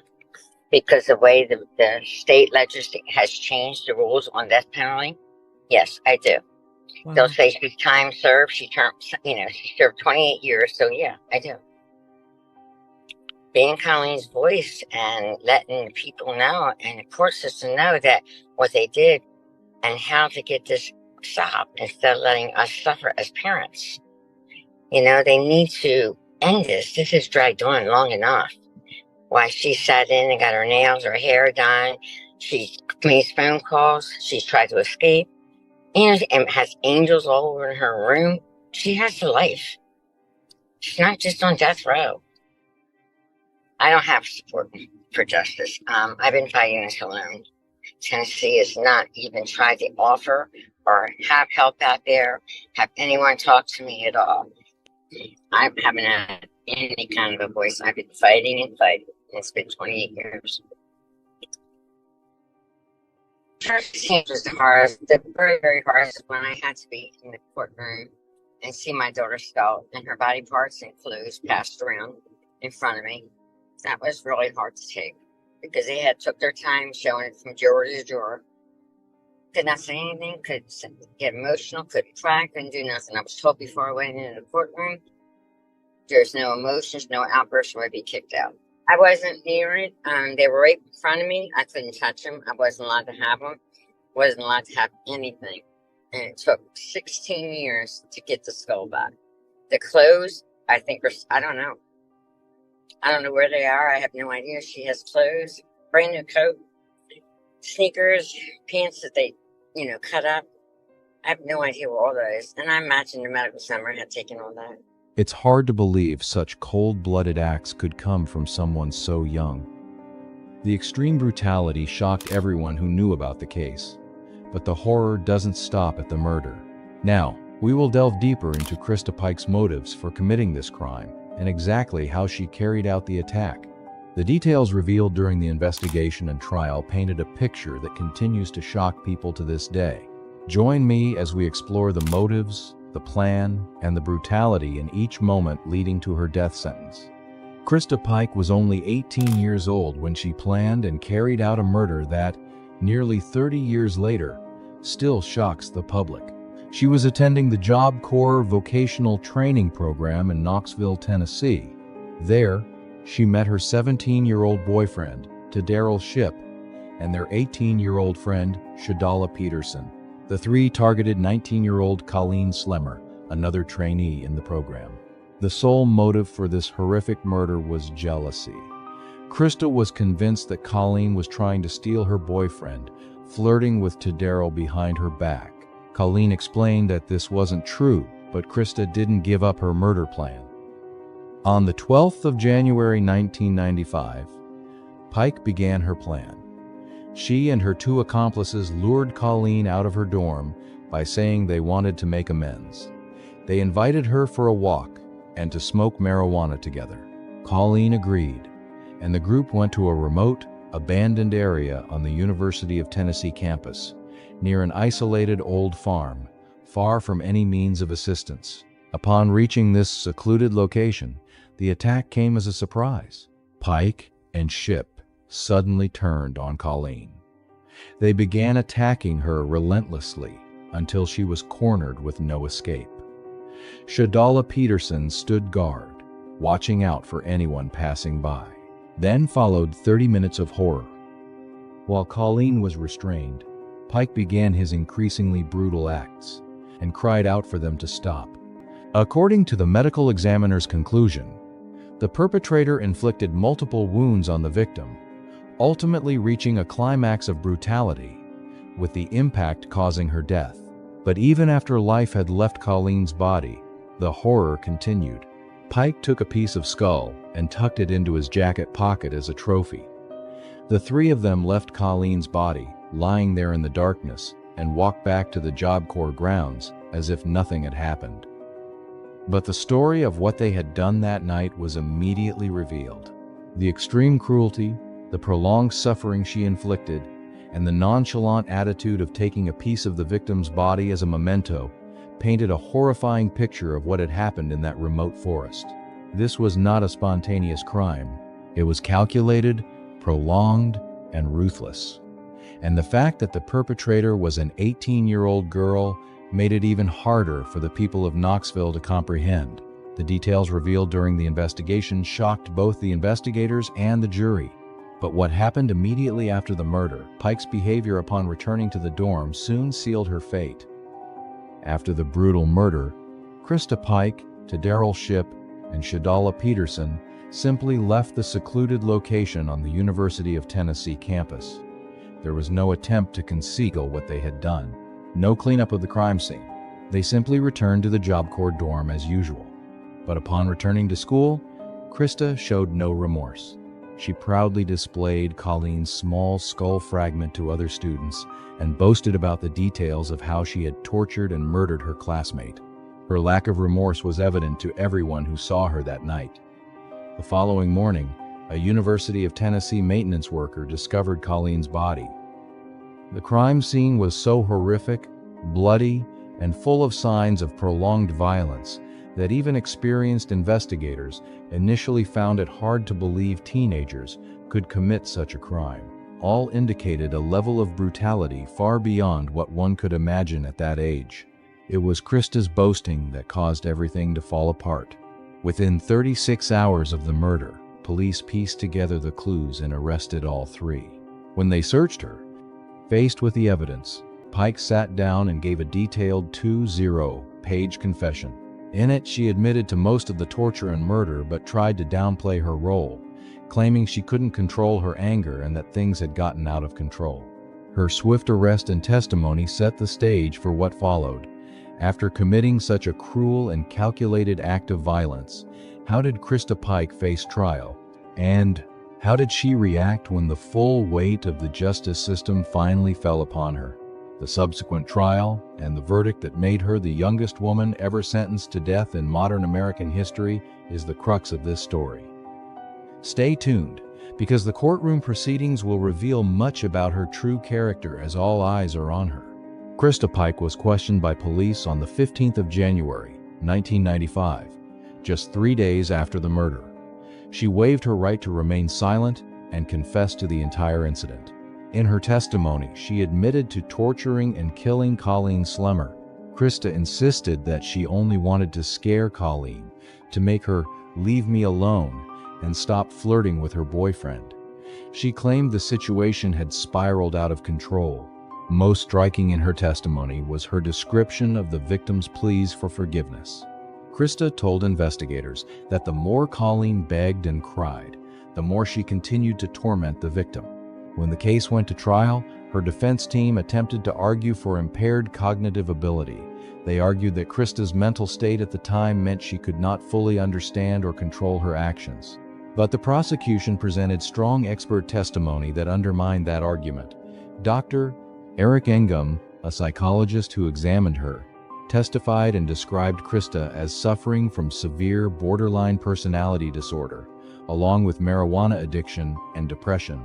However, he clearly stated that she showed no signs of brain damage or mental illness. In his professional opinion, she knew exactly what she was doing when she tortured and killed Colleen. Another key witness was Dr. William Bernay, a renowned expert on Satanism and occult crimes. He examined the pentatonic star carving and other details. While acknowledging some occult elements in the case, Dr. Bernay told the jury that Christa was not performing a satanic ritual or human sacrifice. Instead, he described her as a normal teenager curious about Satanism. He viewed the murder as more of an act of collective aggression between young people than any organized demonic worship ritual. The defense also summoned family members to testify, hoping to humanize Christa and reduce her sentence. They spoke of a difficult childhood and an unstable family environment that created deep emotional trauma. Relatives described years of problems that left lasting scars on her mental health. Christa Pike had a difficult childhood because her mother preferred partying, drinking, and drug use to raising her, while her father completely neglected her. Christa was raised by her grandmother for most of her early years. After her grandmother's death, Christa's world was completely turned upside down. The 1-2-year-old moved back in with her mother and was introduced to marijuana as a teenager. Christa developed a rebellious personality and violent tendencies after being beaten by her mother's boyfriend and being kicked out by her father due to conflicts with her half-siblings. Christa also claimed to have been sexually assaulted and abused, but this has not been verified. The goal was to convince the jury that her circumstances played a major role in what happened that night. But that strategy didn't work. The jury heard all the evidence, including the prolonged torture and the skull fragment kept as a trophy. They also considered Christa's confession and her boasting in the dorm immediately after the murder. The jury rejected it all. The trial painted a vivid picture of a young woman who planned the attack out of jealousy, carried it out with horrific cruelty, and showed little remorse afterward. Expert witnesses helped the jury see that while Christa had serious mental health issues, it didn't excuse the crime or legally render her insane. Her family's testimony about her troubled past was unable to change the outcome. After just 2.5 hours of deliberation, the jury found Christa Pike guilty of first-degree murder and conspiracy to murder. On the 30th of March, 1996, at the age of 20, she stood before the judge and received the death penalty. At that time, Christa Pike became the youngest woman ever sentenced to death in modern American history. She showed no remorse when the sentence was pronounced. But more appeals. Just days after learning of her death sentence, Christa wrote a letter to her boyfriend, Daryl Shipp. In it, she expressed more concern and worry for him than any regret for what she had done to Colleen Slemmer. The other two involved in the case faced different outcomes. Daryl Shipp, who was only 17 at the time of the crime, was sentenced to life imprisonment with the possibility of parole after a minimum of 25 years, plus another 25 years for conspiracy. He is still serving his sentence to this day. Shadala Peterson, then 18, chose to cooperate with the prosecution. She testified against Christa and Daryl, seeking a reduced sentence, ultimately receiving 6 years of probation after being convicted of complicity. Christa Pike's lack of remorse was evident from the start. She boasted about the murder immediately after it occurred, and even after being sentenced to death, her attention seemed focused more on herself and her relationships than on the life she had taken.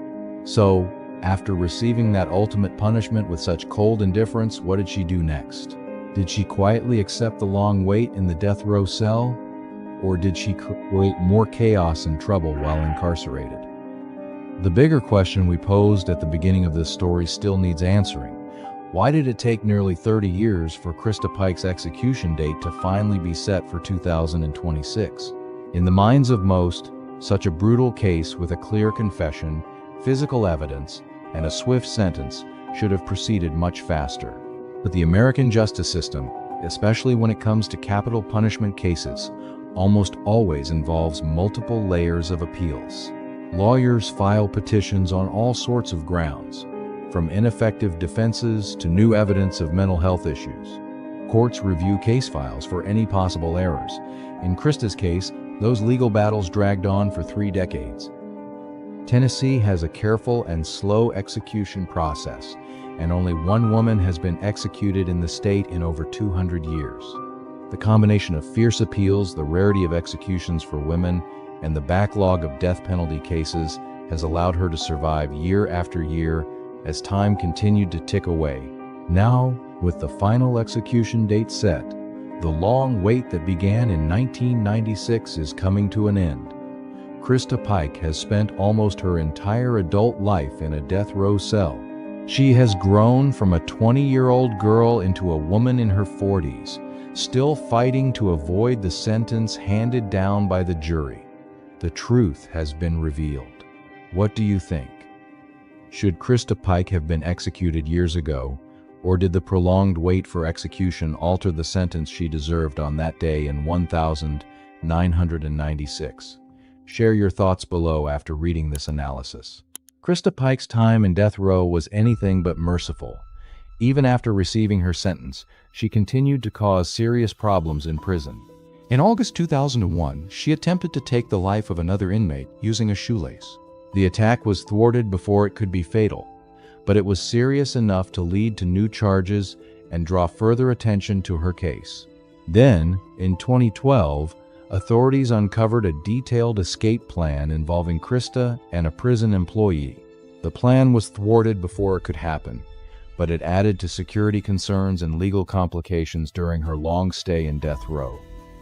These events undoubtedly contributed to the 3 decades she waited for her death sentence, but they are only part of the story. The reasons why Christa Pike's death sentence will take nearly 30 years to have an actual execution date in 2026 lie deeper within the American legal system. Immediately after her conviction in 1996, her lawyers waged a lengthy series of appeals focused primarily on her mental health. They argued that because she was only 18 years old at the time of the crime, her brain was not fully developed. They also pointed to diagnoses of bipolar disorder and severe borderline personality disorder, suggesting that these conditions, combined with trauma from an abusive childhood, made her less responsible for her actions. Those appeals continued to be heard in Tennessee courts for over a decade until they were finally dismissed in 2008. The court ruled that, despite her problems, Christa was fully capable and responsible for the murder. What prolonged her case even further was Christa's own attempts to expedite it. In 2001, she suddenly instructed her lawyers to halt all appeals and request immediate execution. However, in 2002, she changed her mind and wanted to continue the legal battle. This change only added to the paperwork. After the state appeals were settled in 2008, the case was transferred to the federal system with a request for a habeas corpus. This phase alone lasted 12 years. From 2008 to approximately 2020, her new legal team claimed that the original lawyers had provided ineffective legal support. They argued that the initial defense team had failed to adequately present evidence of her difficult family circumstances and childhood trauma, evidence that could have aided the sentencing process. The case went through multiple levels of review in federal district courts, and then up to the Sixth Circuit Court of Appeals. It wasn't until 2019 that the Federal Appeals Court rejected her appeals and upheld the original death sentence. Beyond all those individual legal battles, Christa's execution was entangled in a much larger crisis facing all death row inmates in Tennessee. Beginning around 2018, death row inmates, including Pike, filed lawsuits against the state's triple lethal injection procedure. They argued that the combination of drugs caused excruciating pain and suffering, violating the Constitution's prohibition against cruel and unusual punishments. The legal battle over the execution method caused widespread delays across the state. Then, in 2022, Governor Bill Lee intervened and ordered a complete halt to all executions in Tennessee.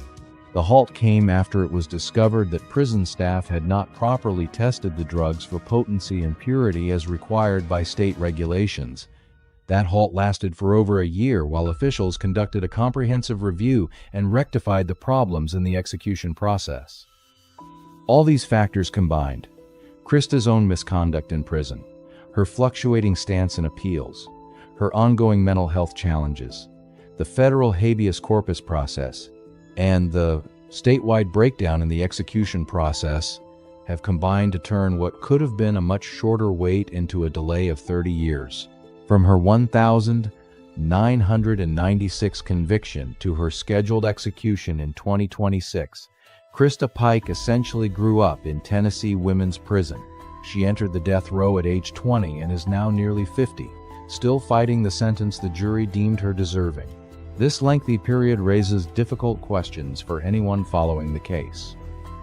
Did the slow, careful appeals process help avoid error, or did it deprive the victim's family of justice for decades? In Christa's case, the brutality of the crime, the swift jury verdict, and her own conduct both inside and outside the courtroom made the wait feel particularly long to many.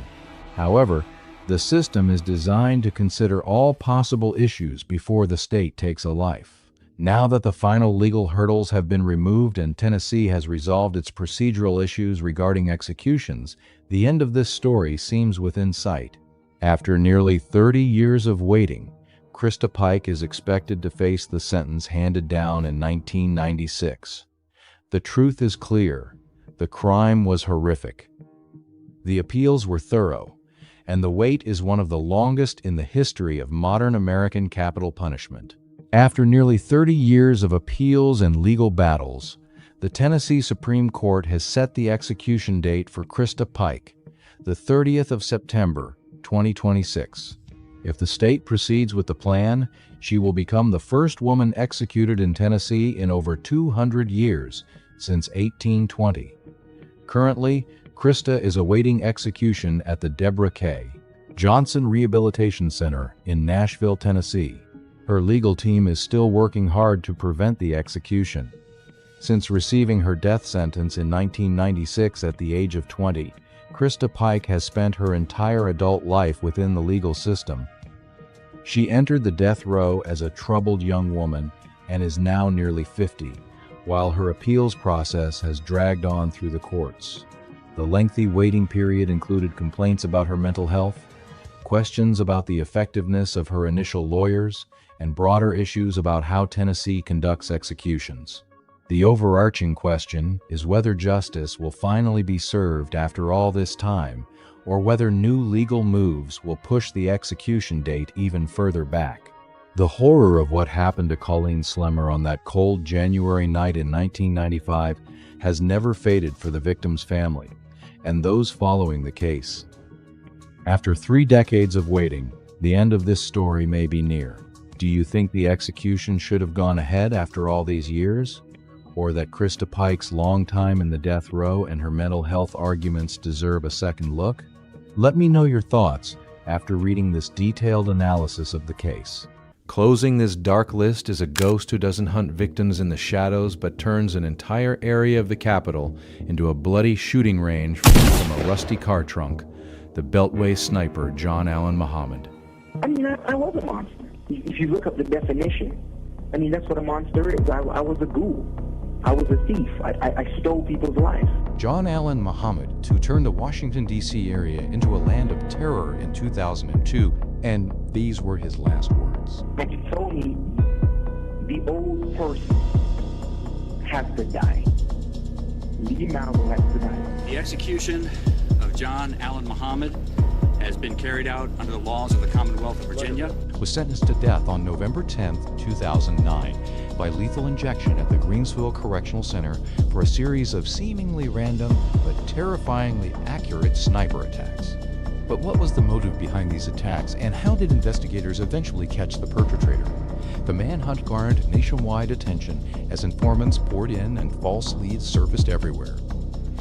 In this episode, we will analyze in detail the events of the shooting, the motives behind it, and the tense chase that led to the capture of the sharpshooters.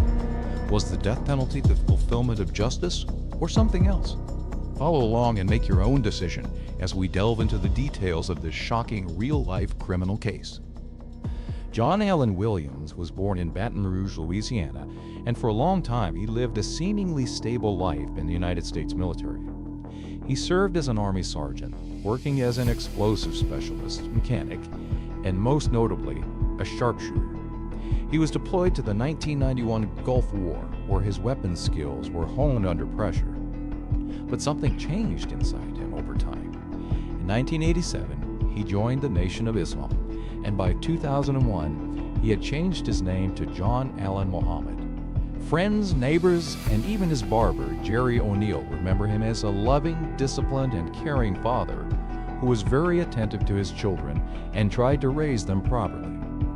However, that image began to crack after his second marriage broke down. His divorce from Mildred Muhammad was bitter, and losing custody of his children dealt him a devastating blow. Many who knew him later pointed to that moment as a turning point that pushed his thinking towards something far more radical. Around the same time, Muhammad coincidentally met a teenager named Lee Boyd Malvo in the Caribbean. Malvo was young, lonely, and yearning for guidance. Muhammad played the role of a father, and the initial teacher-student relationship quickly turned into something much darker. He began a systematic process of control. He put Malvo on a strict diet, trained him in the use of firearms, and showed him violent films like The Matrix to desensitize him to killing. Over time, this father-son relationship became a tool to shape Malvo into a willing partner. Muhammad molded the teenager's worldview until both were ready to carry out a plan to terrorize the entire region. And that plan was put into action in the fall of 2002, plunging the Washington, D.C. metropolitan area into 23 days of unprecedented fear for most residents. People continued their daily routines, filling up gas, walking to their cars, mowing lawns, and so on. But now, every moment of leisure was fraught with the risk of being shot from nowhere. Parents kept their children indoors. Commuters avoided public places. The city that ran the country suddenly felt powerless. Schools had to adjust schedules, outdoor activities were canceled, and even pumping gas became an exercise in carefully observing rooftops and trees for any signs of danger. The randomness of the attacks only exacerbated the situation. No one could predict where the next shot would come from, and that unease gripped families from morning till night. What drove a man with military training, fatherhood experience, and a new religious identity to use his skills against ordinary strangers? How did a connection with a vulnerable teenager become the impetus for coordinated violence across multiple states? These questions lie at the heart of the story, and the answers reveal a blend of personal rage, ideological influence, and calculated manipulation. His military experience gave Muhammad his technical prowess. His personal losses provided the fuel, and his influence over Malvo gave him the second trigger finger he needed. In the next installment of this documentary, we will delve into those 23 horrific days in Washington, D.C. You will hear about how the attacks unfolded step by step, how the civilians reacted when the gunfire rang out, and how law enforcement gradually pieced together the clues to finally end the nightmare. We will examine the evidence without judgment, presenting the facts for you to judge for yourself. Join me as we continue to analyze this terrorist attack in detail within the real-life criminal history of the United States. John Allen Muhammad and Lee Boyd Malvo didn't attack randomly. They transformed an ordinary 1989 Chevrolet Caprice into a mobile killing machine. They cut away the partition between the rear seats and the trunk, creating a secret firing platform inside the vehicle. Then, they drilled a small hole, perfectly positioned near the license plate, just large enough for the rifle barrel to pass through. From the outside, the car looked completely normal. From the inside, it became a mobile sniper position. Their weapon of choice was the Bushmaster XM-15 rifle, a highly accurate semi-automatic rifle that Muhammad, as a professional military marksman, could use with deadly accuracy from 80 to 100 yards. They would park, wait, and fire a single shot before calmly driving away, blending into traffic like any other vehicle on the road. The terrorist attacks officially began on October 2, 2002, in Maryland, but it was October 3 that plunged the entire Washington area into utter panic. In just 24 hours, 5 people were shot dead in broad daylight. A man pumping gas, another walking through a parking lot, a woman sitting on a park bench reading, a bus driver waiting at a bus stop, even a 13-year-old boy named Iran Brown walking to school. The victims had nothing in common. Different races, different ages, different genders. There was no pattern, no logical motive. That's what made it so terrifying. Anyone could be the next victim. For the next 3 weeks, the Capitol lived in the shadow of constant fear, but the worst was yet to come. In the following sections, we'll examine each attack individually and see how the killers were one step ahead of the biggest manhunt in recent American history until things finally begin to unravel. It was a warm Tuesday evening, October 2nd, 2002, in the quiet northern suburbs of Washington, D.C. Most people were finishing work, grocery shopping, or heading home. No one suspected that the first page of a 3-week nightmare was about to be written. At precisely 6:04 p.m. in Wheaton, Maryland, a single rifle shot shattered the glass of a Michael's craft store. The bullet went straight through the main entrance, but miraculously, no one inside was hit. Employees and customers ducked for cover, their hearts pounding, but the shooter had vanished. Police arrived quickly, examined the scene, and determined it was vandalism or possibly a failed robbery. They could not have known that this was the opening shot, the deliberate signal heralding the beginning of a meticulously planned reign of terror. Exactly 1 hour later, at 7:04 p.m., the real horror arrived. James Martin, a 55-year-old program analyst, had just finished shopping at a nearby supermarket. He was walking across the brightly lit parking lot carrying his shopping bags toward his car when a powerful bullet struck him. He collapsed instantly and died on the spot. Witnesses heard the gunshot but saw no gunman, no speeding car, nothing unusual. No shell casings were found, no clear description, no motive. At the time, investigators considered the murder of James Martin a single tragic event, a solitary murder in a bustling suburban area. They had no reason to connect it to the earlier shooting through a car window just miles away. But the 2 shots on October 2nd were just the beginning. What seemed like random violence that night would erupt into something far more systematic and horrific the following day. 5 more lives would be taken in less than 24 hours. The Washington area was about to enter a state of unprecedented fear. Ordinary citizens going about their daily lives would suddenly find themselves in the sights of a hidden sniper. In the next few hours, the pattern would become horrifyingly clear. The killers hadn't stopped. It was only the beginning, and the worst was yet to come. How could 2 men have struck repeatedly in broad daylight without being detected? And what would happen for law enforcement to realize they weren't dealing with a single murder, but the first steps of a meticulously planned terrorist operation? We're about to enter October 3rd, when the death toll begins to rise and the entire capital region starts to realize it's under siege. It was Thursday, October 3rd, 2002, and the nightmare that had begun the night before was about to erupt. At 7:41 a.m., James Buchanan, a gardener, was pushing his lawnmower across the lawn of a busy shopping center in Rockville, Maryland. The morning rush hour had just begun. Suddenly, a gunshot rang out. Buchanan fell to the ground. He was dead before anyone could help. Less than 30 minutes later, at 8:12 a.m., Prem Kumar Walikar drove his taxi into a mobile gas station in Aspen Hill. While standing pumping gas, another accurate rifle shot rang out. Walikar collapsed beside his taxi. Another innocent life taken in an instant. By 8:37 a.m., the killers had struck again.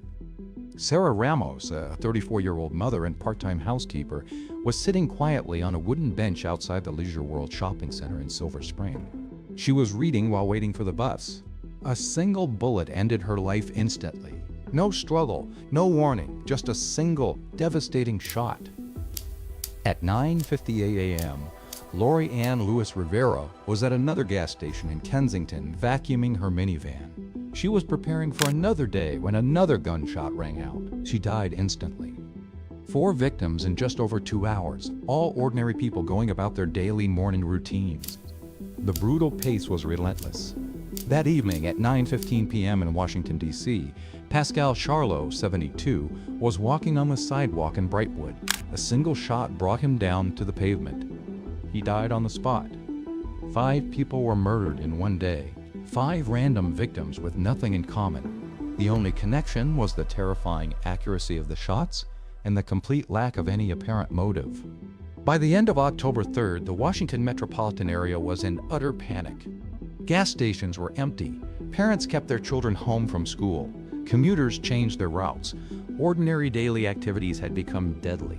No one understood yet, but this wasn't the work of a lone madman or a random killer. This was the beginning of a meticulously planned operation. The snipers were just beginning, and the worst days were yet to come. In the hours and days to come, more gunshots would ring out, more lives would be taken, and fear would spread even further. How could these killers move so freely in one of the most heavily guarded areas in the country? And what clue will ultimately lead the investigators in the right direction? We'll continue with the rest of this horrific series of events in the next installment. A few days later, on October 7, 2002, fear in the Washington area had reached its peak after 5 murders just 4 days earlier. Parents drove their children to the school gates, watching over them until they were safely inside. No one wanted to take the risk. At Benjamin Stoddard High School in Prince George County, Maryland, 13-year-old Iran Brown stepped out of the car as his aunt dropped him off right in front of the main gate. It was early, students were arriving. The school day had just begun. Another gunshot rang out. The boy was shot in the stomach and collapsed on the sidewalk. Chaos erupted. Teachers and staff rushed to his aid while terrified students ran for cover. Iran Brown was taken to the hospital with life-threatening injuries. Fortunately, despite all the difficulties, he survived. His survival was a miracle, but the message the shooter left behind was meant to sow even deeper fear in all who were listening.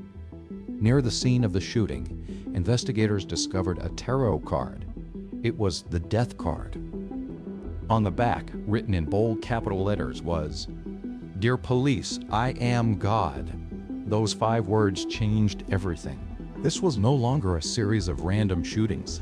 The card and its arrogant message confirmed what investigators had begun to fear.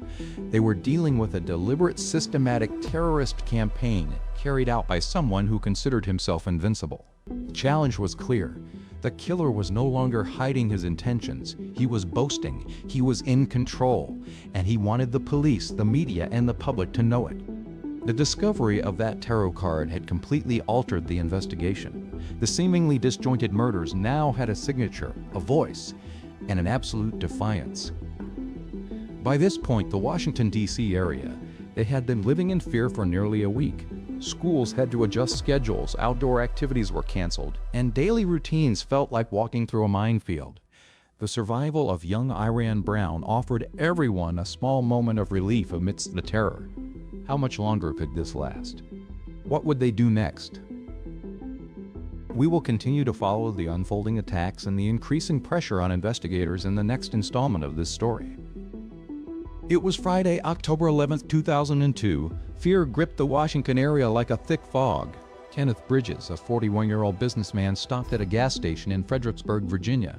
As he was filling up, a rifle shot rang out. Bridges died instantly. Another ordinary person doing an ordinary errand was gone in the blink of an eye. 3 days later, on Monday, October 14, the killer struck again, this time in a way that shocked the nation. Linda Franklin, a 47-year-old FBI intelligence analyst, though not working on the sniper case, she was simply loading supplies into her car in the crowded parking lot of a Home Depot store in Falls Church, Virginia. In broad daylight, right in front of hundreds of shoppers, a bullet struck her in the head. She died on the spot. The horror wasn't just the murder, but the problem was that it happened right in front of so many witnesses, yet the shooter vanished without a trace. Once again, the killers escaped in a modified 1989 blue Chevrolet Caprice. For weeks, the public and police desperately searched for a white van or pickup truck. That misleading description, repeated incessantly on television, allowed the actual vehicle to slip through checkpoints and traffic barriers almost undetected. The Caprice looked perfectly normal, just another old sedan on the highway. No one noticed it. By this time, 10 people were dead and 3 others injured. The Washington, D.C. metropolitan area had been under lockdown for nearly 2 weeks. Gas stations were covered with tarpaulins. Schools operated under lockdown conditions. People ran from their cars to the entrances of stores. The randomness and precision of the attacks created a level of terror that paralyzed daily life. So after all these horrific shootings, how did John Allen Muhammad and Lee Boyd Malvo manage to move freely while thousands of law enforcement officers and federal agents were hunting them? And what tiny overlooked clue ultimately brought them to justice? The answers will come, but they will emerge in the tense final hours of this deadly cat-and-mouse game. In the next installment, we'll follow the investigation as it shifts from chasing ghosts to focusing on the blue Caprice, and we'll see exactly how this nightmare ultimately ends. Stay tuned. The conclusion is just around the corner. The hunt for the Beltway snipers became one of the most intense and difficult manhunts in modern American history. While the killers moved freely, police and the public were pursuing the wrong vehicle. Witnesses described a white van or pickup truck near several shooting locations, and the media repeatedly repeated that detail. Every white van on the road was stopped, but John Allen Muhammad and Lee Boyd Malvo drove a dark blue 1989 Chevrolet Caprice the entire time. That seemingly ordinary sedan was actually stopped or passed police checkpoints 10 times during the 3 weeks of terror, yet officers let them go each time. The discrepancy between the witness descriptions of the white van and the actual vehicle gave the snipers a deadly advantage. Finally, there was a turning point, stemming from Muhammad's own arrogance. In a call to the police hotline, he smugly reminded investigators of an unsolved shooting in Alabama a few weeks earlier. That single boast was a mistake that would solve the case. At the Alabama scene, police recovered a fingerprint. The FBI analyzed it, and it matched Lee Boyd Malvo. From there, the trail quickly led to John Allen Muhammad from his military record, his known connection to the teenager, and his recent activities. Suddenly, the pieces began to fit together. The final moments came in the early morning of October 24, 2002. A sharp-eyed truck driver at a rest stop in Myersville, Maryland, spotted the blue Caprice with license plates matching the alert information. He quickly called in. SWAT teams moved in silently. Muhammad and Malvo were both asleep in the vehicle when police surrounded it. Both were arrested without resistance, ending 23 days of fear that had gripped the entire Washington area. Following the arrest, a major question arose. Would a cold-blooded serial killer like John Allen Muhammad show remorse when finally facing justice? Would he accept responsibility for the lives he took, or would he remain defiant to the very end? In the next installment, we will enter the courtroom, examining the trial, the evidence, and the final days leading up to his execution. You will hear exactly how Muhammad reacted before the law. Stay tuned. The story is not over yet. At trial, John Allen Muhammad initially chose to defend himself. He stood before the judge and jury with the same cold, emotionless demeanor as throughout the investigation. No apology, no remorse. He treated the trial like a game he still believed he could control. Eventually, he relinquished this role, but his coldness remained unchanged. He offered no explanation, no regret for the lives he had taken. His younger accomplice, Lee Boyd Malvo, testified against the man he once called his spiritual father. In a soft, calm voice, Malvo described how Muhammad had progressively destroyed him and transformed him into an unrecognizable person. He admitted the older man had turned him into a monster. His testimony painted a chilling picture of manipulation, control, and years of training that led to this deadly partnership. However, one of the most compelling theories about the true motive comes from someone who knew Muhammad best. His ex-wife, Mildred Muhammad, believed that the entire seemingly random series of shootings was merely an elaborate cover-up. She was convinced John's real goal was to kill her without arousing immediate suspicion, so he could regain custody of their 3 children. Finally, on November 10, 2009 at 9:11 p.m., John Allen Muhammad was executed by lethal injection at the Greensville Correctional Center in Virginia. Muhammad remained completely silent from the moment he entered the execution chamber until his last breath. He took whatever truth behind his actions to his grave. 17 families suffered a pain that time will never fully erase. The loved ones of the victims still live with the sudden, senseless loss of husbands, wives, mothers, fathers, and a boy who was simply walking to school. Lee Boyd Malvo, now in his 40s, is still serving multiple life sentences without parole. Even after more than 20 years in prison, he is still seeking a retrial, hoping for another chance to rewrite the final chapter of his life.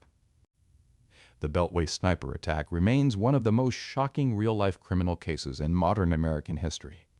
A man with military training, from soldier to assassin, terrorized an entire nation for 23 days. And ultimately, the whole truth about why all of this happened may never be known. What do you think the real reason could have been? Was it to kill his ex-wife to gain custody of their 3 children, as mentioned above? Share your thoughts in the comments below. I will read them all. Thank you for watching the video, and don't forget to like it and subscribe to the channel to watch the latest videos about serious cases that resulted in prisoners receiving the highest sentence, the death penalty, in world history. See you in the next video.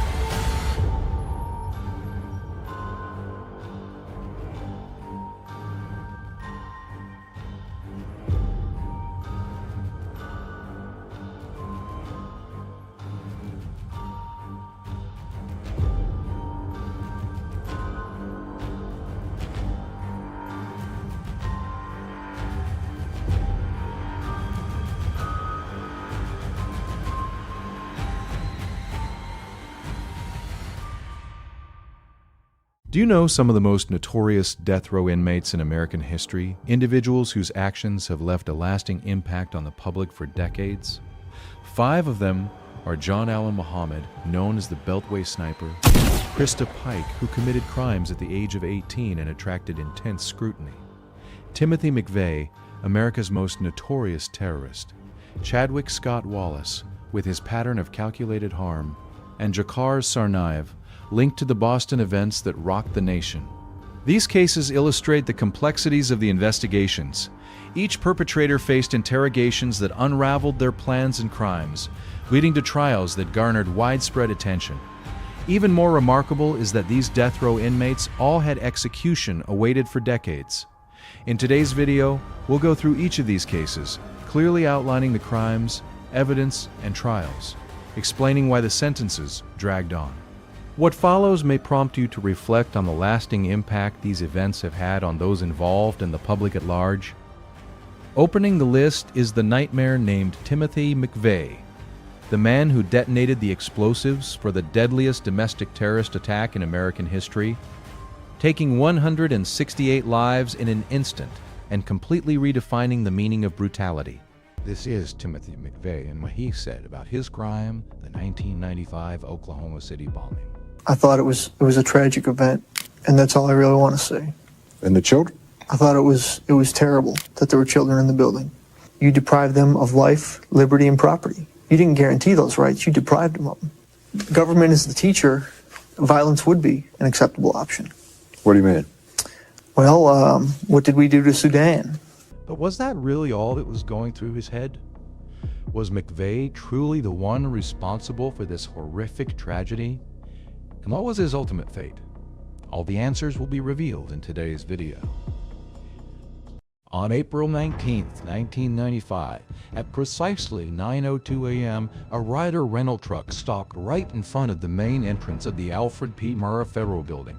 A 9-story structure of ordinary federal offices stood in the heart of the city. Inside were the usual government desks, FBI, ATF, Secret Service, and daycare center. Seconds later, the bomb inside, ANFO, a mixture of ammonium nitrate fertilizer, nitromethane, and diesel fuel, detonated with the force of 3,000 to 6,000 pounds of TNT. The blast was instantaneous and savage. 1/3 of the building collapsed straight down like a pancake, pancaking floors onto one another.